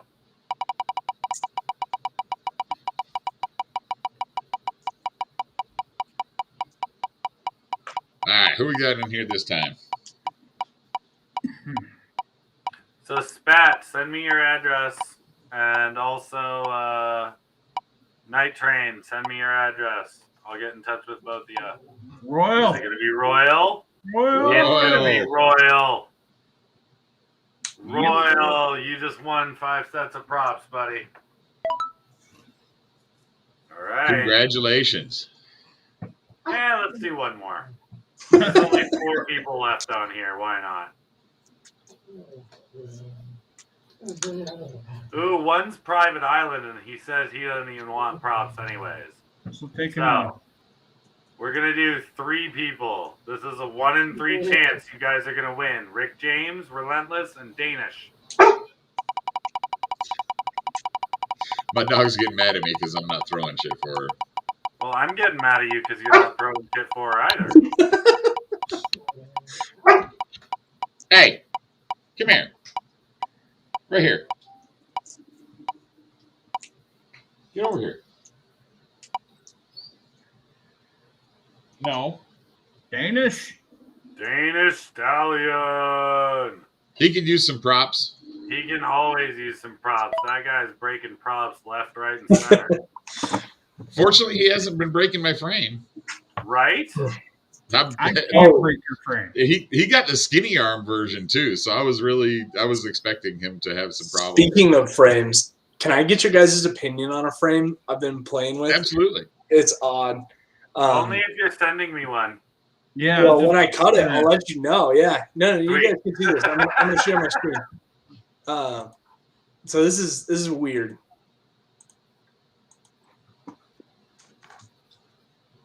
Is it going to be a frame or is it going to be a picture?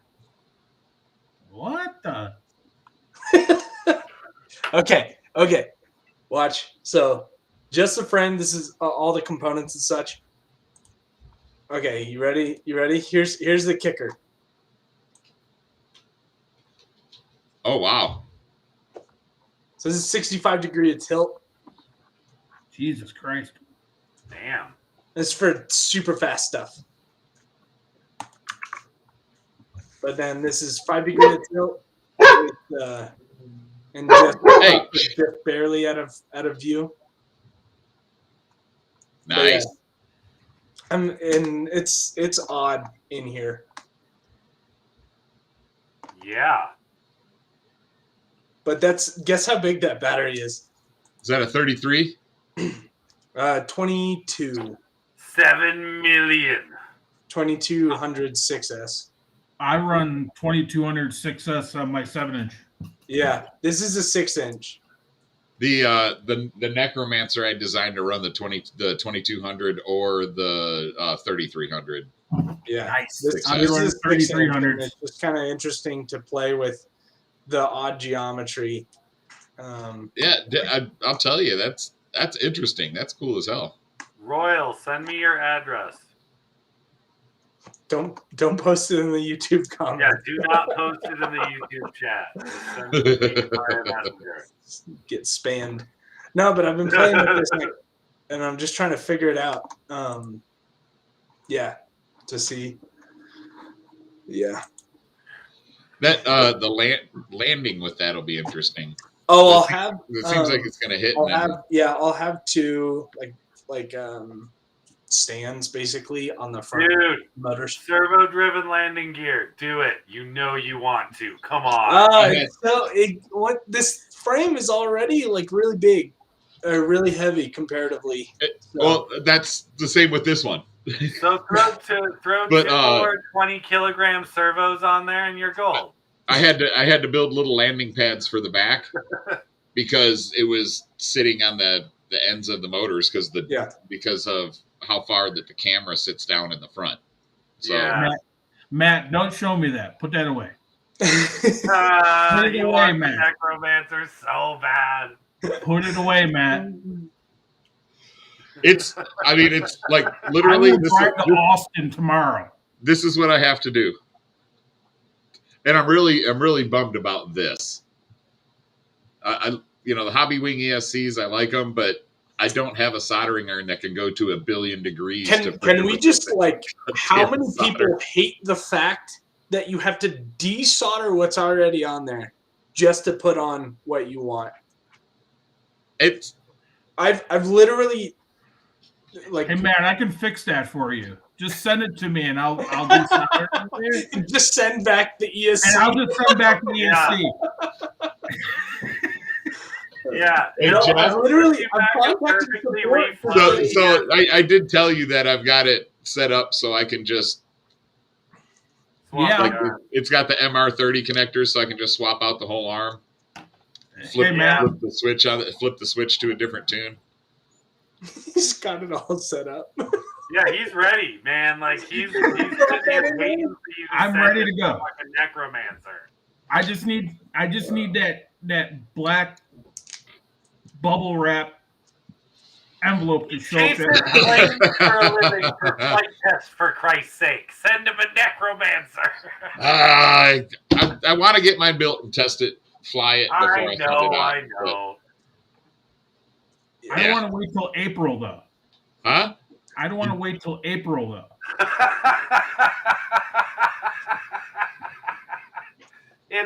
You guys know this isn't my full-time job. I do have another job that is a full-time job that I have to perform alongside of this one, right?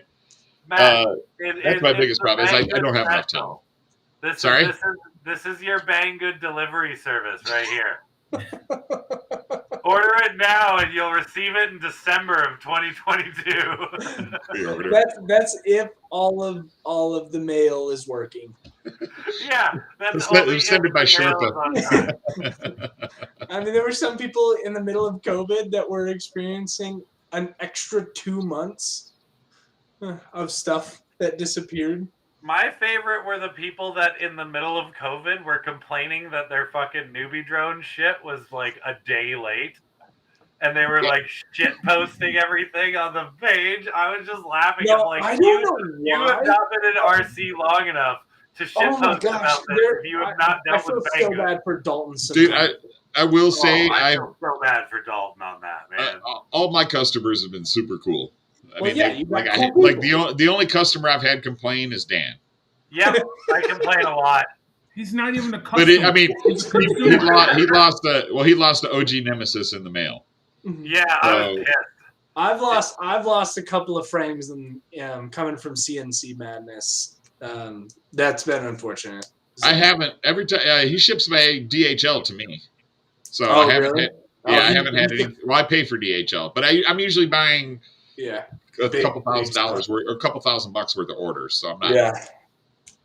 No, it's like mine's all small stuff, but you're doing your prototype and whatnot, right? Matt, you need to email. You need to get all your peeps to email Hobbywing and say, I don't care what you do, how you do it, how you package it. You can maybe even sell it for more as a premium. Don't solder on the wires and don't solder on the tiny ass capacitor that they use because their stuff works for 7-inch. So I need like 2 of those. And yeah, I've been, like I said, I bought a couple Hobbywing stacks, but I've been pretty much using T-motor stacks for a while. So I've got a T-motor Pacer 80 or something like that, or 60. Yeah, I need another. I've been sticking with the Zeus stacks the Zeus FC and the T-motor stacks. I stick with the Hobbywing stuff. I've had bad experiences with the few Hobbywing things I've purchased, so I kind of just stopped. The only one I haven't had bad experiences with is the 60 amp. The 45 amp and the 40 amp I've burned a couple.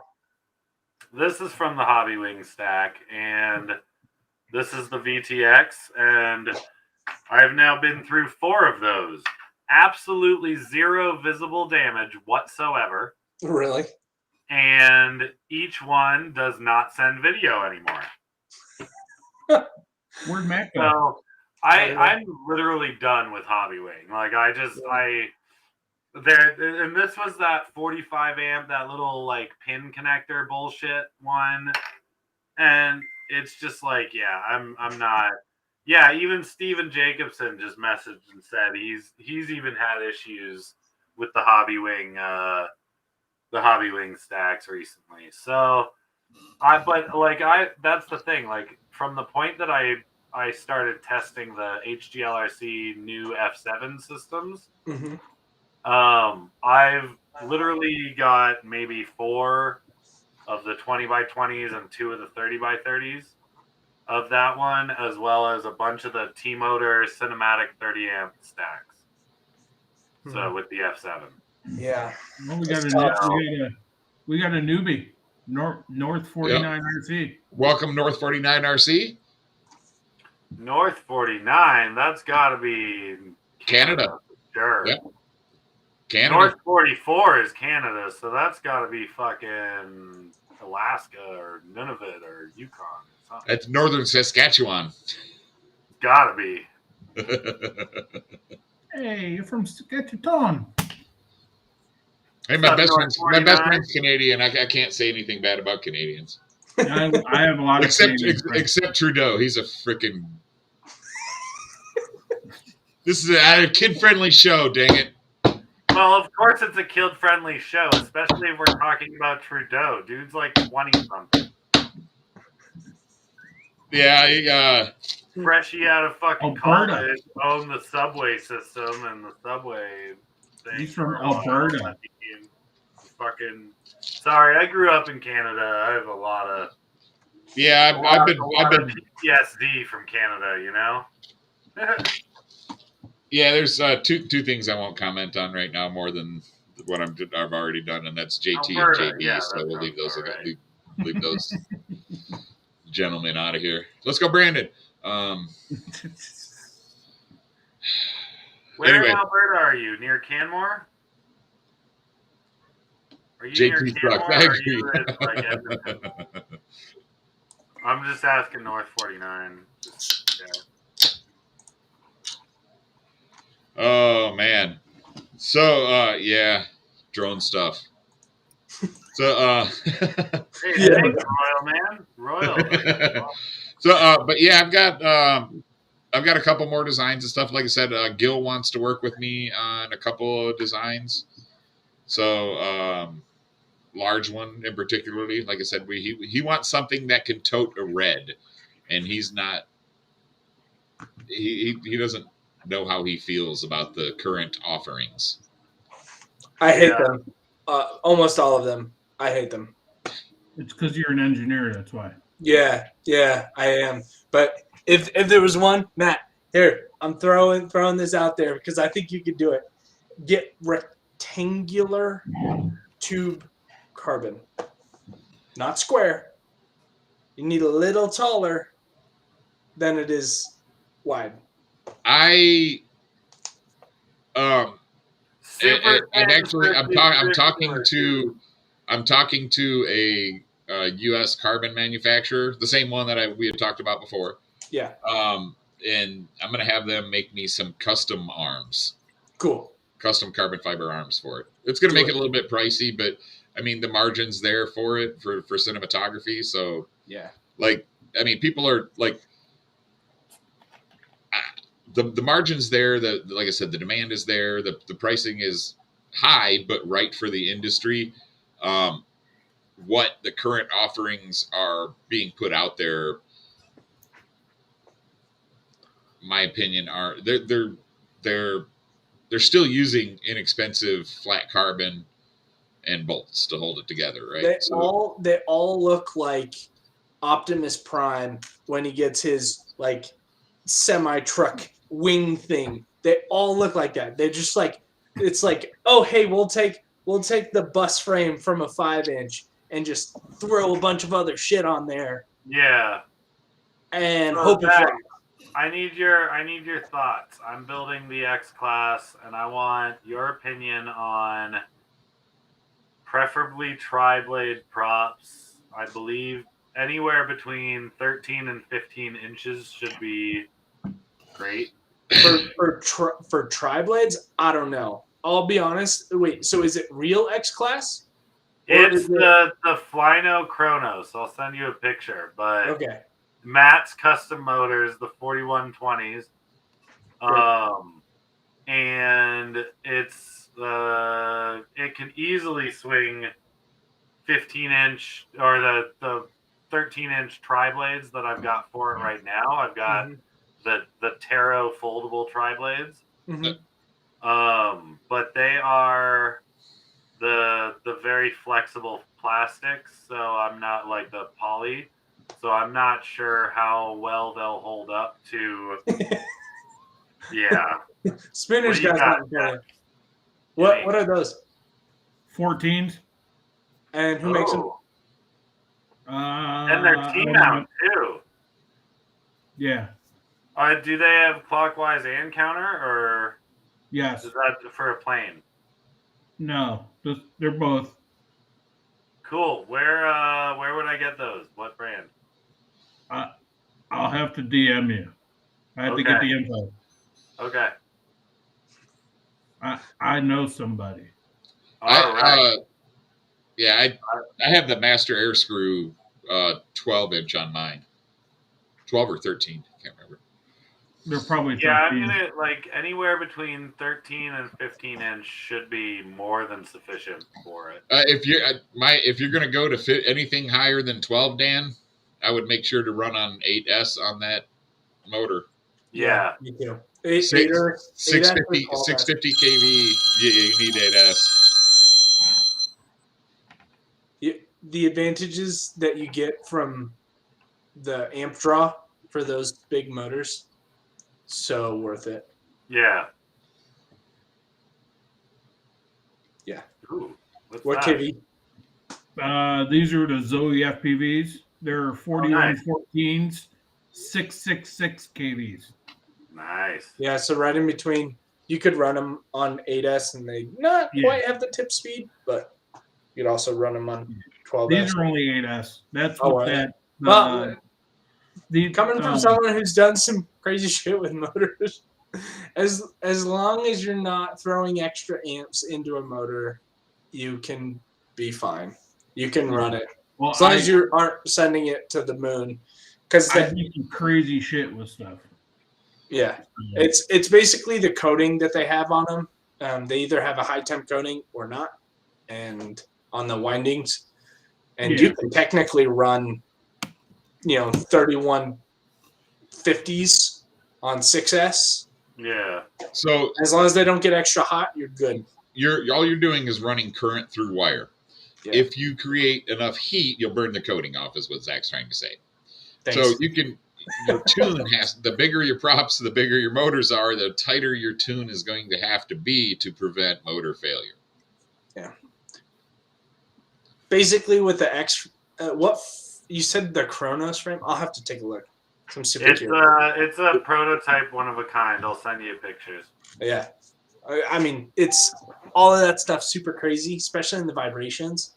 Like, you just have to, anywhere, if you can get that lower, whatever your first, if it's a vertical arm, if it's a tube arm, if it's a tube arm. Horizontal arm. What? It's a tube arm. Okay, nice. Then it's probably not, but basically you're just trying to avoid that flexing, either side to side or up and down. If you can get that above about 150 hertz in the vibration, should be fine.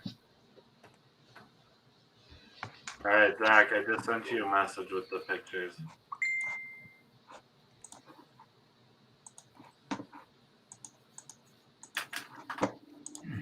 Hey, oh, that's cool.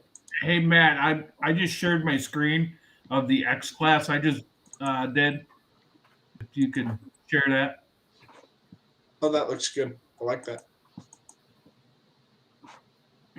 So that's the X class. Is that the Cannonball? Yeah. Freaking love that frame. And 5150 motors. Also love those motors. What size? 5150s. 5150. Okay. And then that's all the extra stuff I got with it. And then that's it sanded up. And that's 12S.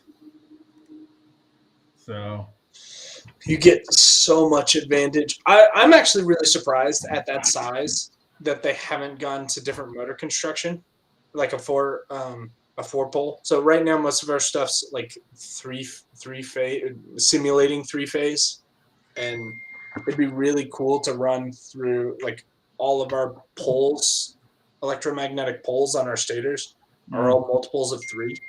It'd be really cool to go up to multiples of 4 so that you can close down some of the gaps.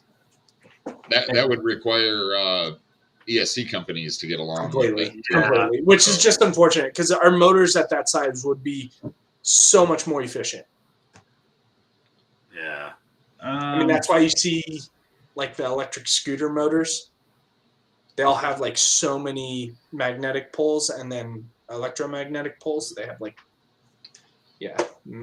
Steven, most people are buying 2 6S's or two 8S's or 2 4S's to get to their set point. There's not a lot of 8S batteries out, and I don't know of any 12S batteries.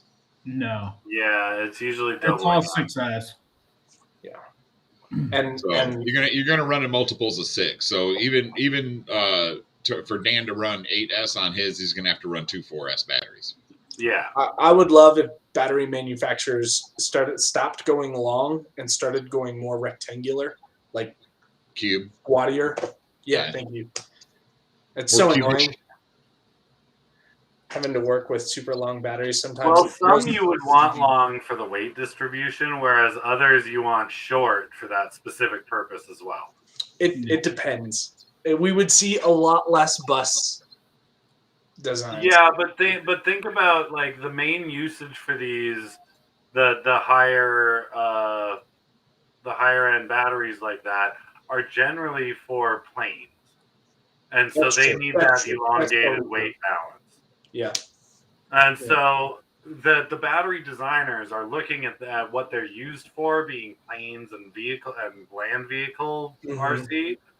That they're not. The drone space is still minimal in that side of it because the thing that's been so popular for so many years is planes. Yeah.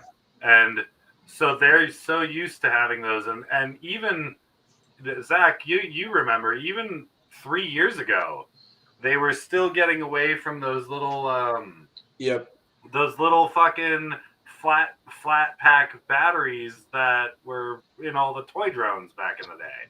Yep. Like and those just disappeared recently. Like Yeah. so it's one of those things where we need to find a battery company that will discuss from a drone's perspective what is actually needed. Yeah, one of the few that I know has at least listened is Yeah. Tattoo, but they're definitely not the only ones. You just need a direct channel. And so far, the people who I've heard kind of leading that conversation don't always have, like, aren't always as in tuned to, like, the general want of the industry.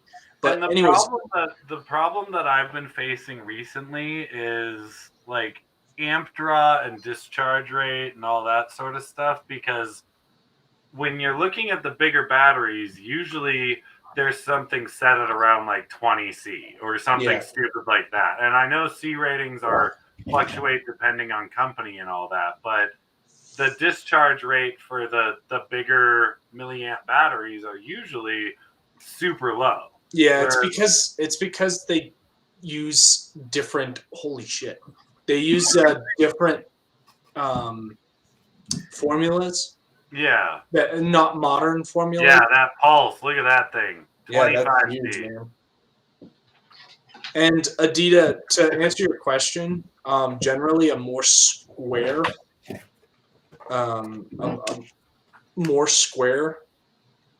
cell, individual cell, and not necessarily like the thickness of the cell, but the shape, makes discharge easier, so you can access the full pack quicker. From what I've been explained it to me. That was the. But yeah, one of the best batteries, oddly enough, was the Square 1300 Tattoo. Yeah, that's a good one too. So this is what I bought for my X class. I got 2 of these. Cool. So I was going to run mine on 6S because that's kind of where everybody was at the time. I'm running 2 6S 10,000 batteries. Okay. On my 12S. So. Damn. I'm sure that thing hauls. I got these from Pyro. These are new. I know. These I want are to try 75C. So I've got the 3300 mAh and the 2200 mAh, and they're quite different in size. I love these 2 right here. The Pyro and the G. I haven't tried the GMBs. Yeah. They're all right. You definitely have to baby them a little bit more comparatively to the Pyro. I don't know who Pyro rebrands through. I want to say it's GMB, but I don't actually know. Yeah, it's hard to tell. There's been speculation, but Pyro won't release it. He's got the who cares. Yeah. Well, I mean, people do care because people know, and that's what I mean. I'd rather have the education and customer drive innovation the correct direction, so they know where to put their money. that was my thing. So I kind of pressured Surge a little bit when he came out with the Pyroflex TPU. And everybody's like, look, I could say, I could save $1 by buying it from him, and he's got all the same colors. And I was just like, look, I said, for me and my business, I've got everything tuned for SaneSmart, and it wouldn't be it for the multiple color stuff. It's good to have the same maker of TPU. You get better adhesion. Don't get me started. And I told him, I said, it's not worth it for me to change. I said, I'd love to support you guys. I said, look at my order history. I said, you guys know that's if I'm buying from multiple places, I'm buying more. I'm buying a shitload. But, and he pretty much assured me it was basically it took him to use a certain set of words before I agreed that I would start using it. But it's SaneSmart does OEM manufacture, where they will, if you buy a high enough quantity, they will let you put a label on their eSun stuff. does the same thing. So eSun is one of the oldest Gen Ace batteries. What's that? Gen Ace batteries does the same thing. Yeah. They rebrand. So there was a question that came up, Zach, a little bit back in the conversation from Roman. Yeah. So is it round shape stronger than any other on tube arms? Okay, so the interesting thing with that is it depends on your forces being acted on your arms. Ideally, the strongest shape to bending, like, force here and being held here, is an I-beam. Well, they don't make I-beam, stuff. But what people have thought, why people have thought round shapes can be stronger, is typically because in the past, when we were still running 4mm carbon, 4mm carbon rarely actually broke this way. How it broke was this way, because it didn't have the torsional stiffness. And then as we started to go thinner 4mm arms, we started seeing more of that. And then people went to 5mm arms, and that actually is stuck around a lot better because it's better this way. And as long as you match the right width of the arm, you also get improved torsional stiffness. But the tube arms, like round shapes tube arms, have awesome torsional rigidity. And they also have a solid amount of or lack of deformation in, like, your bending moment there. And they're hollow. So pound for pound, yes, so much stronger, like per gram, stronger than, your plate arms. Same with the tube arms. Zach and Jeff, thank you guys for joining us. I am going to peace out, but you guys may continue the stream. I will watch the rest of it when I wake up in the morning with my daughter super early. We can't talk bad about we won't talk bad about you, Dan. Well, you can. I've watched the ends of episodes before, Matt. I know it. Dan, what it was, he can't even stay up late. That's why Dan gives Matt the most shit. Exactly. Is to even it out. Exactly. Sometimes. Sometimes I just do it because I'm a dick. But I own that shit. You're out of the denial phase. Right? I just own it. I don't care anymore.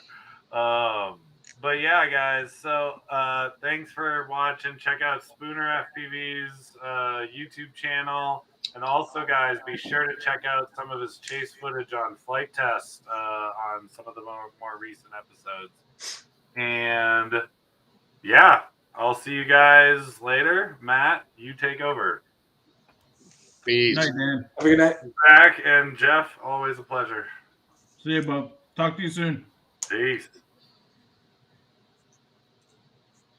So, but yeah, one of the shapes that I was looking for when I was going to design my my X class was I was looking at hexagonal tube carbon.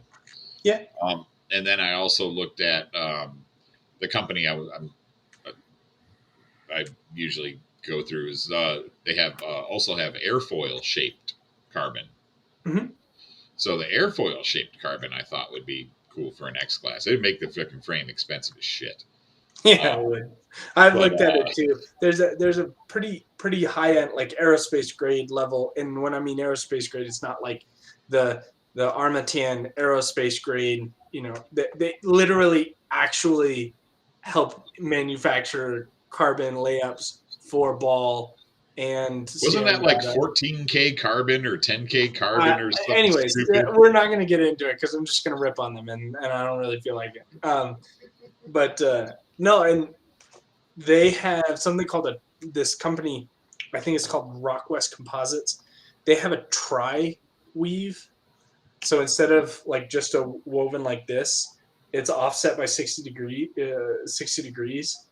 And then the other one here, or 120 degrees. It's so cool. It looks so pretty.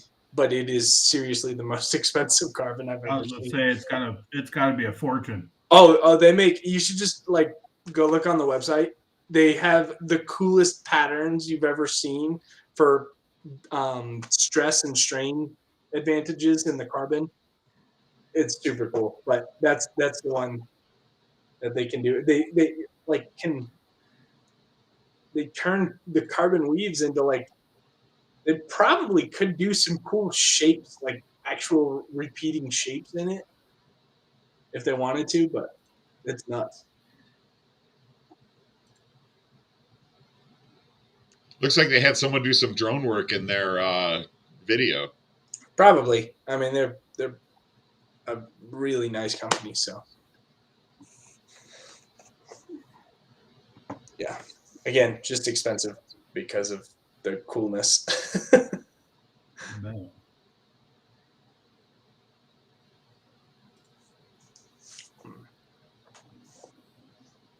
No, that's not what I was thinking. That's for airplanes.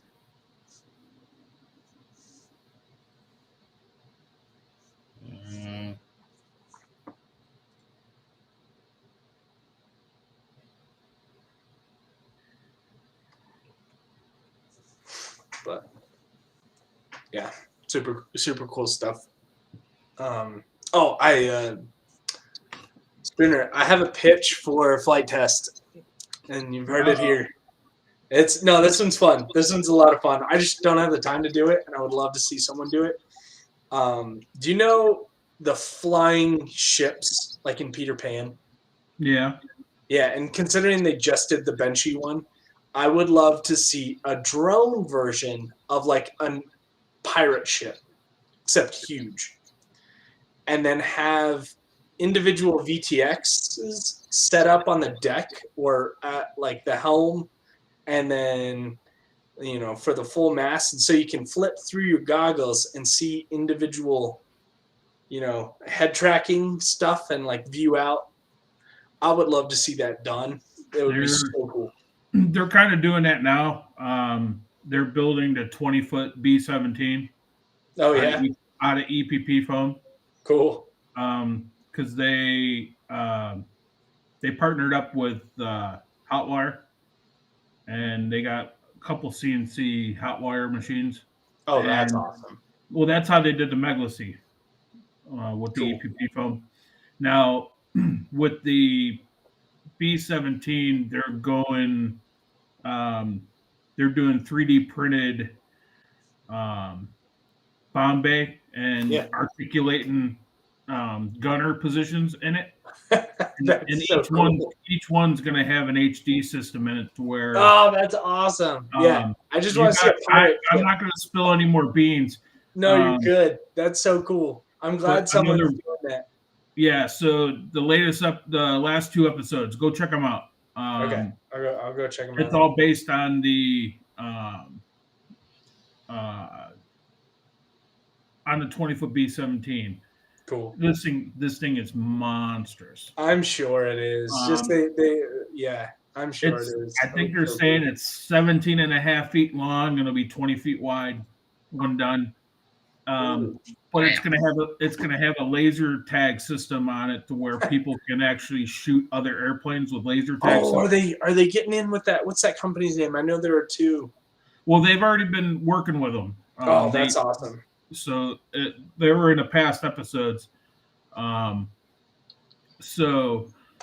Steven, it's actually called the Megalacy. It's based off of their Legacy twin engine plane, but it's 16-foot wingspan. Damn. So they call it the Megalacy. Go check out the videos. Yeah, that's insane. Yeah, I'll stick to the small stuff. Yeah.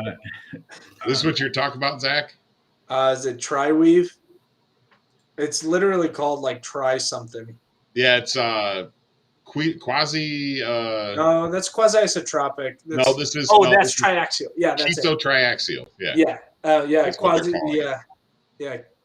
Anyways, it's super cool. What that does is it improves the interest distribution of the force. Well, it also leaves channels in the weave for the resin to sit in. There's so much coolness about. Which I do. Like I said, I like that too. That's pretty cool. Yeah. But like you can see, it's so expensive. So this is your unidirectional prepreg. Yeah, that's just the prepreg. So not any of the fun stuff. How about the zigzag moss glass? I've looked at it all. It is so crazy. And just for those plates, like those plates aren't very big. And they're so expensive.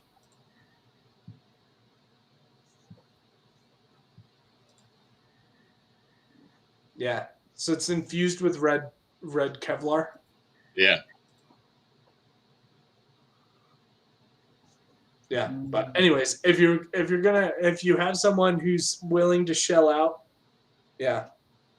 So this is the stuff I laugh at. Somebody says, "Hey, why don't you make a frame of that?" You can. You can. It's I'm not saying you can't. I mean, you could cut any of these. No, I'm just saying. You could do a frame. I was really bummed about there was. I don't like, at least on stream. I don't like talking shit about people very often, but I will say Bob Rugia did a disservice to the innovation that X-Hover and Stingy did when they were working with the forged carbon stuff.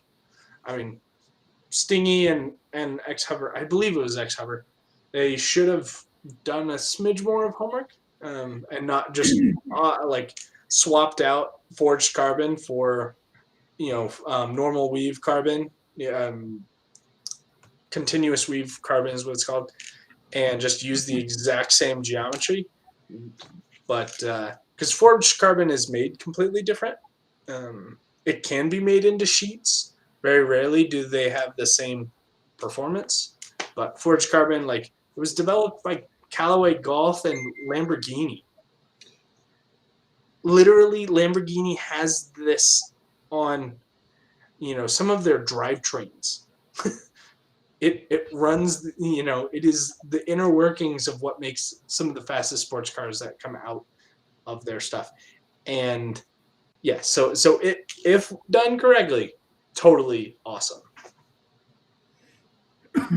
Hey Matt, I just sent you 2 links. For some reason, I can't put a link in the chat on YouTube, but it's the 2 links to the flight test the new B-17 videos, so people can go check it out. All right, yeah. Pulling that up.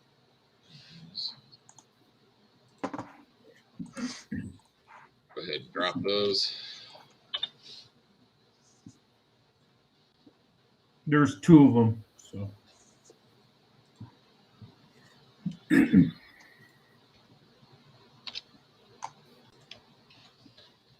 All right.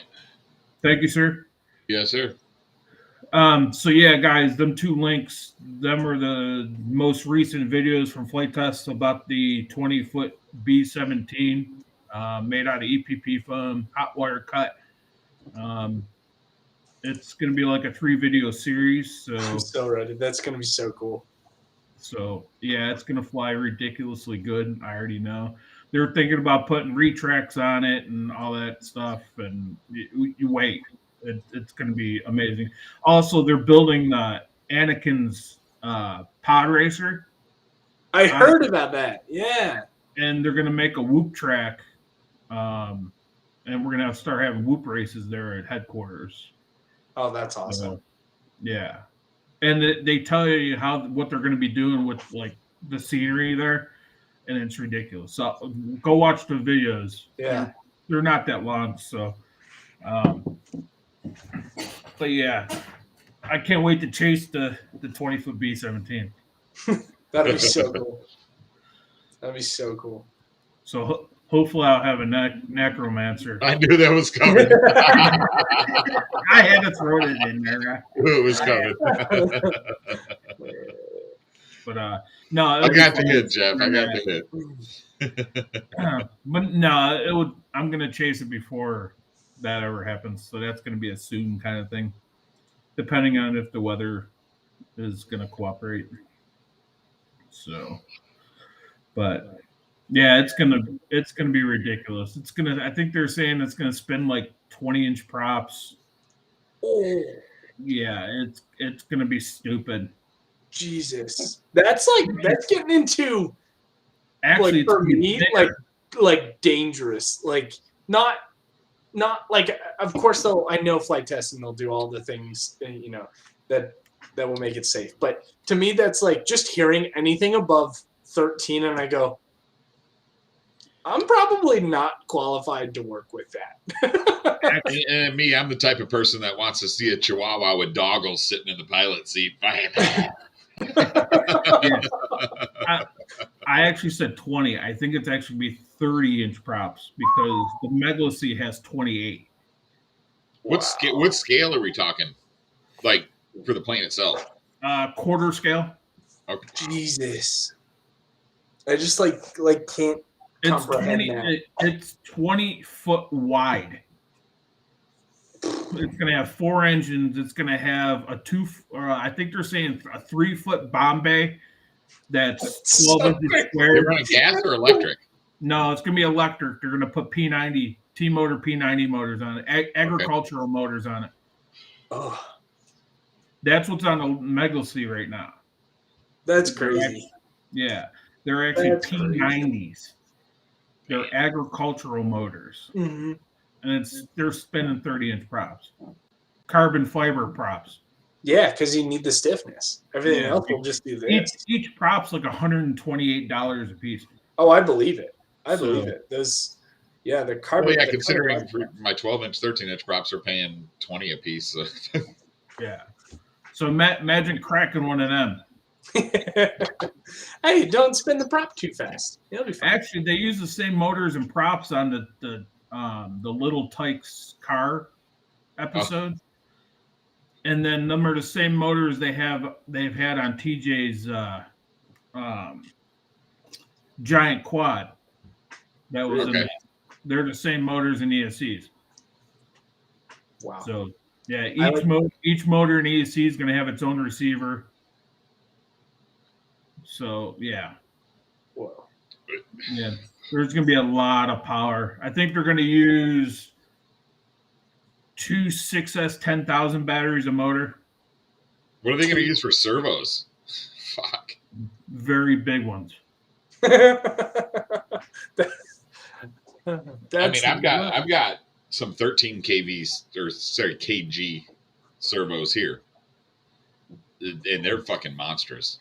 Yeah, I think the servos are probably about this big.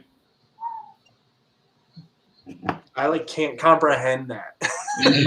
We'll watch the videos. Man, that's insane. I mean, I'm thinking, I would love to hit sustained. Yeah, all I can think of when I hear those big stuff is how fast could one of those go?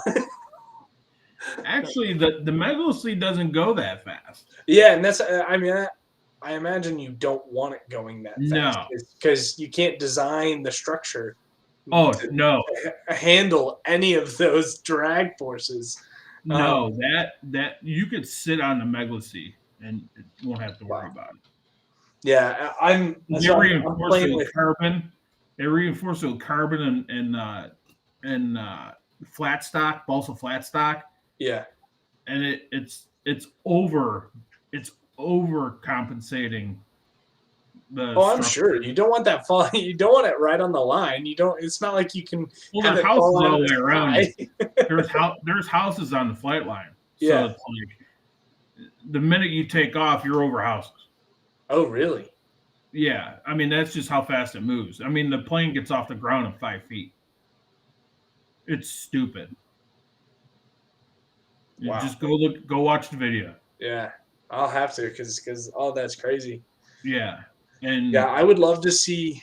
I would love to get to the point where we could design quads. I don't know what the powertrain would be, but design drones to chase full-sized, like, that would never happen.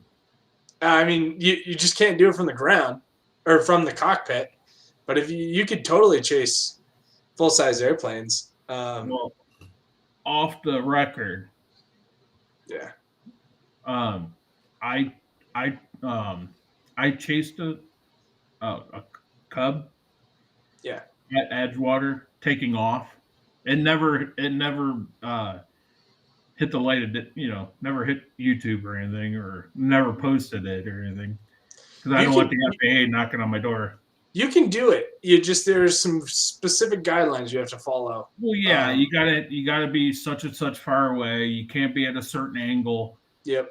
You gotta have the pilot's whereabouts the entire time. You gotta have and the only people that I know have done it within that narrow scope of the FAA. Corey Robin.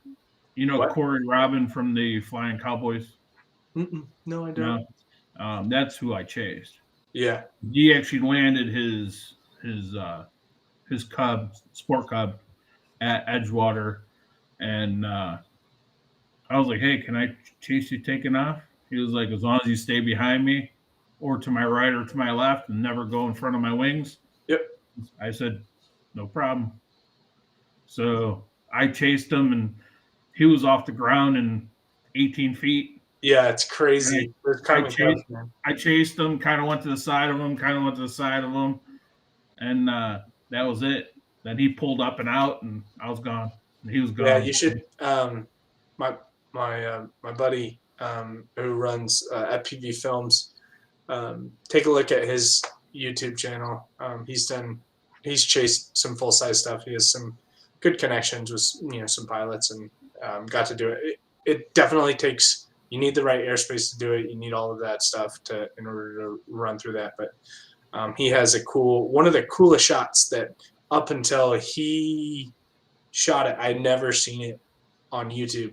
And he basically has it where he comes in, chases it, right? Airplane's here, he's here, and he basically tracks underneath it, so you get the underbelly. But he keeps if you imagine his, center point, it keeps the airplane at the center point as he's rotating through.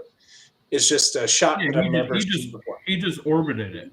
Basically, but flying like barrel rolled around it. And and you saw the underside of an airplane in a way that I've never seen it, and it was just so cool. He's done some other cool stuff, but it's amazing now that if you do obviously follow the rules, you can still have cool things to show. It's just tough. I try to follow the rules. I do too. I'm not the best. Sometimes I'm not the best. I mean, there are some things that it's tough. So I still don't understand the over 100-mile-an-hour thing, but that's some of the forms and stuff that you have to follow are interesting. I never go over 100 miles an hour. No, you don't do that. I would love to Only on design. the racetrack, AMA certified fields. Yeah, dirt tracks. Cars don't go over 100 miles on dirt tracks. Drift cars aren't really going that fast. No, not drift cars. But I'm talking to chase about any of the indie stuff. Well, like Justin Skinner does the snowmobile supercross. Yeah, they'll do. Yeah, they don't go fast. No, none of them do. No, those triples, they're only doing 30 mile an hour when they take those triples. And the Baja races, granted that some of that's in a different country, so different stuff, but yeah, chasing some of that stuff is crazy. I love chasing. I mean, that's my thing. As you know, Matt, that's all I post. Hey, aren't you waiting on a frame? Yeah, I think it's called necromancer.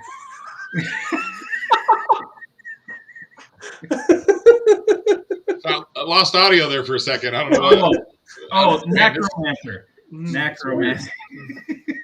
Yeah, and then you can go bigger and call it the Macromancer. There you go. The Octomancer. Yeah. 10-inch. Jeff's like, ah. Yes. Awesome. Man. So yeah. But yeah, it's gonna be interesting trying to get into the cinematography. We've talked about that before, right? With the trying to get the right weight ratio with the GoPro on there. I really think the naked GoPro is the way to go. If you're making money shooting, spend the fucking money to lighten up the front end of your goddamn vehicle so it flies a little better. I just want one thing. I want GoPro.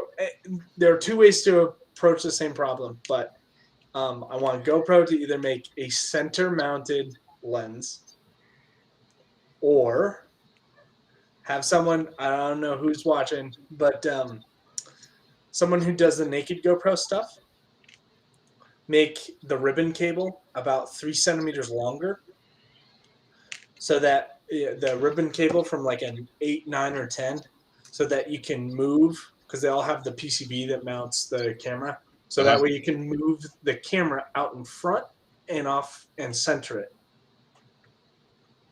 So that way you don't have to not only are you messing up the weight of the front to back CG, but also the side to side CG, which always drives me nuts when. That was one of the things I liked about the session cameras and why I still have a bunch. I mean, every time I see a good decent priced refurbished one come up, I'll buy one. I think I've got 4 or 5 sessions right now still. I think I have a 4. I have a session 4 still somewhere. I got rid of my session 4 because I had enough 5s. I had bought a 4 originally. That was my first FPV cam. Yeah. I have a session with your name on it, Matt. You have a who? I have a session that has your name on it. Be careful. Yeah? You might be able to, you could sell that on eBay right now for like $200. I know a guy. I paid $180 I know a guy that might one. want to trade a session for a necromancer. Session plus what? That's awesome. All right. Yeah, I'm never gonna let you down, man. No, I know. Just rub it in. I know. He's gonna. Like I said, I gotta get mine. Never coming back on the stream ever again. God damn it, Jeff. He'd just be typing necromancer into the chat. Hashtag necromancer. No. Everybody. Become a bot. Hashtag necromancer. There's only 5 people left. And one of them's me.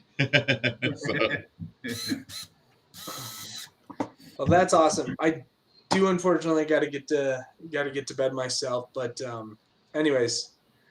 Yeah, I got some things I have to do tomorrow. I got to finish up another hex. If you know anybody that's looking for a Hexawhoop, man, let me know. I'm going to build one and I might sell it. Debating. I don't know. I only need so many. The one with the 1404s is perfect. I want to keep that one for sure. So that one I'm going to keep, and that'll be the one that gets used for video shoots and whatnot. Matt, can I give you a challenge? What's the challenge? Okay, so dihedral in wings. So for stability and flying indoors specifically, I've heard a lot of people who want to go back to like a lot of the bigger octocopters have a little bit, but in the plane from the centroid of the layout of the motor layout, raise the angle by like 3 degrees on the motor. The on angle the of the motor. So each of them all point a different direction outward. So it's really hard, but I would love to see someone do it. I would need like aluminum. You're talking about the whole arm, or do you want just the motor? Yeah, you could do just the motor. Basically, you just need to angle the motor slightly, ever so much, so it's not straight down, but pointing just out, and not from like if you were to run rails, right? You don't want it doing this. You want this one over here to slightly tilt that way, and this one over here to slightly tilt that way, so it's pointing forward and out, and then these over here slightly tilted that way, so they're pointing out, and then down here pointing out. So on the diagonal, you're talking about Yeah. Up tipping the corners, the tips of the corners up. Mm-hmm. Like that. Yep. Basically, it would add a little bit of stability in just like we're talking 2 or 3 degrees, but basically, and Betaflight has enough slop in its PID code that it can still handle it. But yeah, it would allow for like much more stable. You know how a lot of FPV quadcopters walk, even when they have INAV or anything like that. One of the reasons is there's just some minor differentiation, but by altering the geometry slightly, you could improve the stability. Interesting thing to think about for you. Actually, you're probably going to call me a liar, but it's okay. My 7-inch. Yeah. I can literally hover it, set it stable, yeah, and take my hands off of control. And I believe it. There, you can absolutely do that with a well-tuned quad.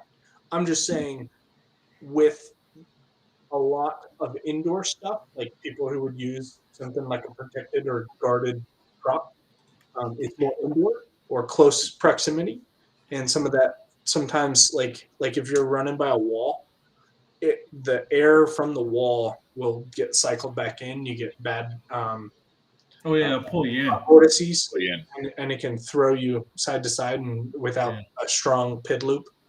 But by just slightly biasing the angles of the motor slightly, you can give the quadcopter's PID loop more authority over a coupled maneuver. I tell you what, if you once again go to Flight Test and look up the Millennium Falcon, yeah, they tilted all the motors. They had to. Yeah, they had to because it flew like garbage. Yeah, it's odd. Like we're coming full circle with some of this stuff because that used to be a staple thing you had to do with hexes, or they used to do it also on. They used to bias quadcopter motors. To obviously they were trying to reduce drag in a forward movement. Yeah. But what that causes is it's actually making the PID control loop work so much harder because it's not really designed to work in that condition unless you have your expected force vectors to go through where it expects those forces to be coming from. Yeah, so it's super. It's not as complicated when you just barely tweak it, but a lot goes a long way in the adjusting the force vectors. But anyway, they were. I don't like the whoop duct effect. I'm actually partial to the prop guards for that reason. Me too. Most small whoops, they don't. It's not the ducting effect. They're guards. So, I don't know. Like I said, the hex flew pretty well with just the guards on it. he did break. Yeah, he broke a prop guard, but they're cheap enough. So something I've been interested in coming up with would be a printable. You could print like say this is my phone. This is your quad, right? If you could print it sideways, I think you can make a ducted or guarded quadcopter that can be printed almost entirely up and down. Might be interesting. Now, have you seen the Nylon X? Yeah. Yeah, my buddy's done so. He did some prints with some Nylon X, man, and that turned out like butter. Like you couldn't even tell it was printed, and it was freaking strong. He printed me a wrench. Nylon adjustable wrench. Nylon printed, like the average ender can't exactly do it. You need some mods to it, but yeah, if you have a hot end, an all metal hot end, or a properly fitted hot end to going above 260 C, then yeah, nylon prints beautifully. Certain nylon prints beautifully at like 275.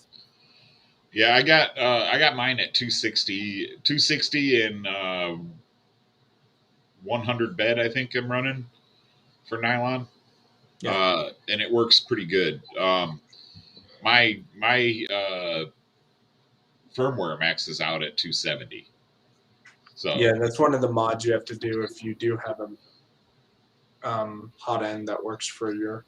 Yeah, I taught myself how to program Marlin code this weekend. Oh, nice. So I don't know how to do it. I mean, it's not really hard. No. The way they wrote the like Marlin, they've got notes in there as to almost what almost everything does. But I have an old CR10S, and cool. it had the original software on it. And I wanted to upgrade. Well, I upgraded to a Titan extruder, a geared extruder, and I needed to. The only way, my firmware is so old that there was no way to adjust your E-steps at all on the machine. So you actually have to download the new E-steps in the Marlin file. So I decided, well, fuck it, I'm just going to upgrade Marlin. I'm going to go to Marlin 2.0 because I also added a BL Touch sensor to it. Oh, nice. So I've got BL Touch leveling now. And the prints come off it. Like I said, this GoPro mount came off of it, and it freaking looks great. That does look great. Yeah, it does. That's awesome. So that was my first. That was my first real print. I've been playing Benchies and some tuning stuff I did. Do you guys watch Major Hardware? That channel on YouTube? No. Nope. What is it? It's called Major Hardware. No, I haven't seen that one. He's a guy who's done like PC fan. It's called the Fan Showdown. People design computer fans to fit a 120 millimeter fan, and then they'll send it in to have him print it and then test it. And I came up with this design. Oh, nice. And the hold on, let me make you bigger. The support material is all stuck in here, and it looks terrible. And so I need to tweak it. But it's pretty cool shape, using some nice. Interesting aerodynamic ideas. But anyways, so is he gonna test it out for you? I want to. I need to fix the file so it prints a little bit easier, so he can print it without it breaking or anything while taking off the supports. Well, you don't want it to be unbalanced because some of the supports didn't come off either, right? That's exactly what I was afraid of. Is like, because oh gosh, I need someone to just design it. Why don't they have radial prints? Support material. What do you mean? So right now, all of the support material is built on a coordinate, like a XYZ coordinate plane. Right. It would be awesome if you had a shape that was like more round, like this, and in order to make sure that your radially it is balanced, it would add support from a radial center. Okay. Because if you just use the XY coordinate system, it'll bias one section or one direction. If you have like a round print. Have you tried the tree support option? No, but it still causes the same issue because it can't replicate it radially. So and the AI that it uses to design doesn't always match the location of the tree supports. Or it shouldn't, because there's nothing telling it that it needs to balance in the same place. True. Yeah, it would. I don't know. It would have to think pretty hard to get to put them next to it and put it in equal spots. Or you just tell it to. Because assuming it has radial symmetry, then I could tell you're an engineer. yeah, unfortunately. He uses big words like radial symmetry and diminishing returns. And I mean, I'm a machinist by trade, so it's like. Are you? Yeah. It's like I'm listening to you talk, and I'm like, man, if I have to machine that. Oh no, God! I would never ask machinist to machine this. You see, this is crazy. A fifth axis couldn't even. My dog's going bonkers. I'll be right back. Yeah, I can do that on a fifth axis. Oh, could you? Yeah. That'd be scary. Oh yeah, for me. It would be on a lathe with live tooling that would that wouldn't be. Oh, it'd be scary. I got inspired from that. There's a boat prop manufacturer that I've seen. Again, I get inspiration from all areas. And one of the most interesting ones was something called a toroidal propeller. And this guy made this really cool, beautiful, is one of the most beautiful propellers I've ever seen in my life. And it uses this kind of same geometry where it connects at the top, and then that same thing connects. Let's see, this one. Yeah, so it connects at the top and then connects at the bottom. But what's that going to do to your air at the tip where it folds over? What do you think?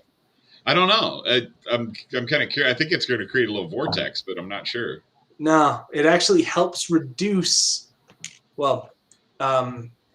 even out more easily. So when you think of an airplane, right, you got a top and bottom airfoil. There's two modes of thought on how to, or three modes of thought on how airfoils actually create lift. But one of the agreed upon aspects is the fact that you get vortices from the high pressure and low pressure coming in contact with each other, which is why you get stabilizers at the end, right? Yeah. Of your wing. If you have a swept wing, if you have a forward swept wing, you don't really need them because that air is getting dragged in a different location. So the low pressure and high pressure systems don't actually meet until far past what your plane has already flown through. But the idea with that is to help minimize, so you have a gradual change. And that could also help with sound as well, because sound is just pressure differences. And it's almost the same as with the vortex generators. Totally. On wings. Yeah, just in a different way. It just moves the high up. Yep. Yeah. So the vortex generators do funny things if they're used in.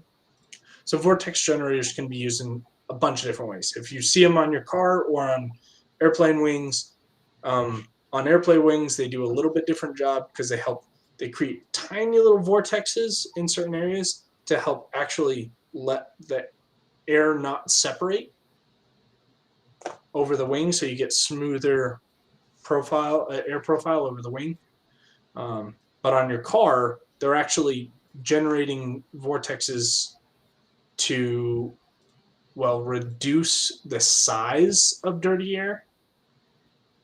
But yeah, they can be used to do a lot of different things. But either way, they're used to manipulate the air in a specific way to help gain an advantage and somehow. Yeah. Like ducts. I don't know why nobody's done this. I did it on the cinema. But if you look at the cinema ducts, when I designed the cinema, this one, the snap-in ducts, Yep. I hate the noise that typical whoop frames like cinema whoops do. It's a super high pitch. And then I started looking at turbines, and there's actually like airplane, like full-scale aircraft. One of the ways they manage the noise profile on their turbines is actually adding tiny, they look like bat wing tips around the, so I use that kind of same idea, and this improves the noise profile. It doesn't reduce the noise profile by any means. It manipulates it so you don't have as high a pitch. That, in my opinion, that might actually help some of the stabilization issues I see on a lot of whoop ducks too. Well, maybe. I don't know about that. This one is one of the best flying like things because it's light, and that was why I built this. This is 86 grams with this, just the frame. Yeah, that's impressive. For a full That's 3 inch. That's 3 inch. 3 inch, yeah. So it just flies better because it's lighter, and that was the whole point of it. Was sure your ducks can totally work if you're hovering. If you go past like 15 degrees or 18 degrees, I can't remember, your ducks are adding more drag and weight, and so they're not advantageous to your thrust profile anymore.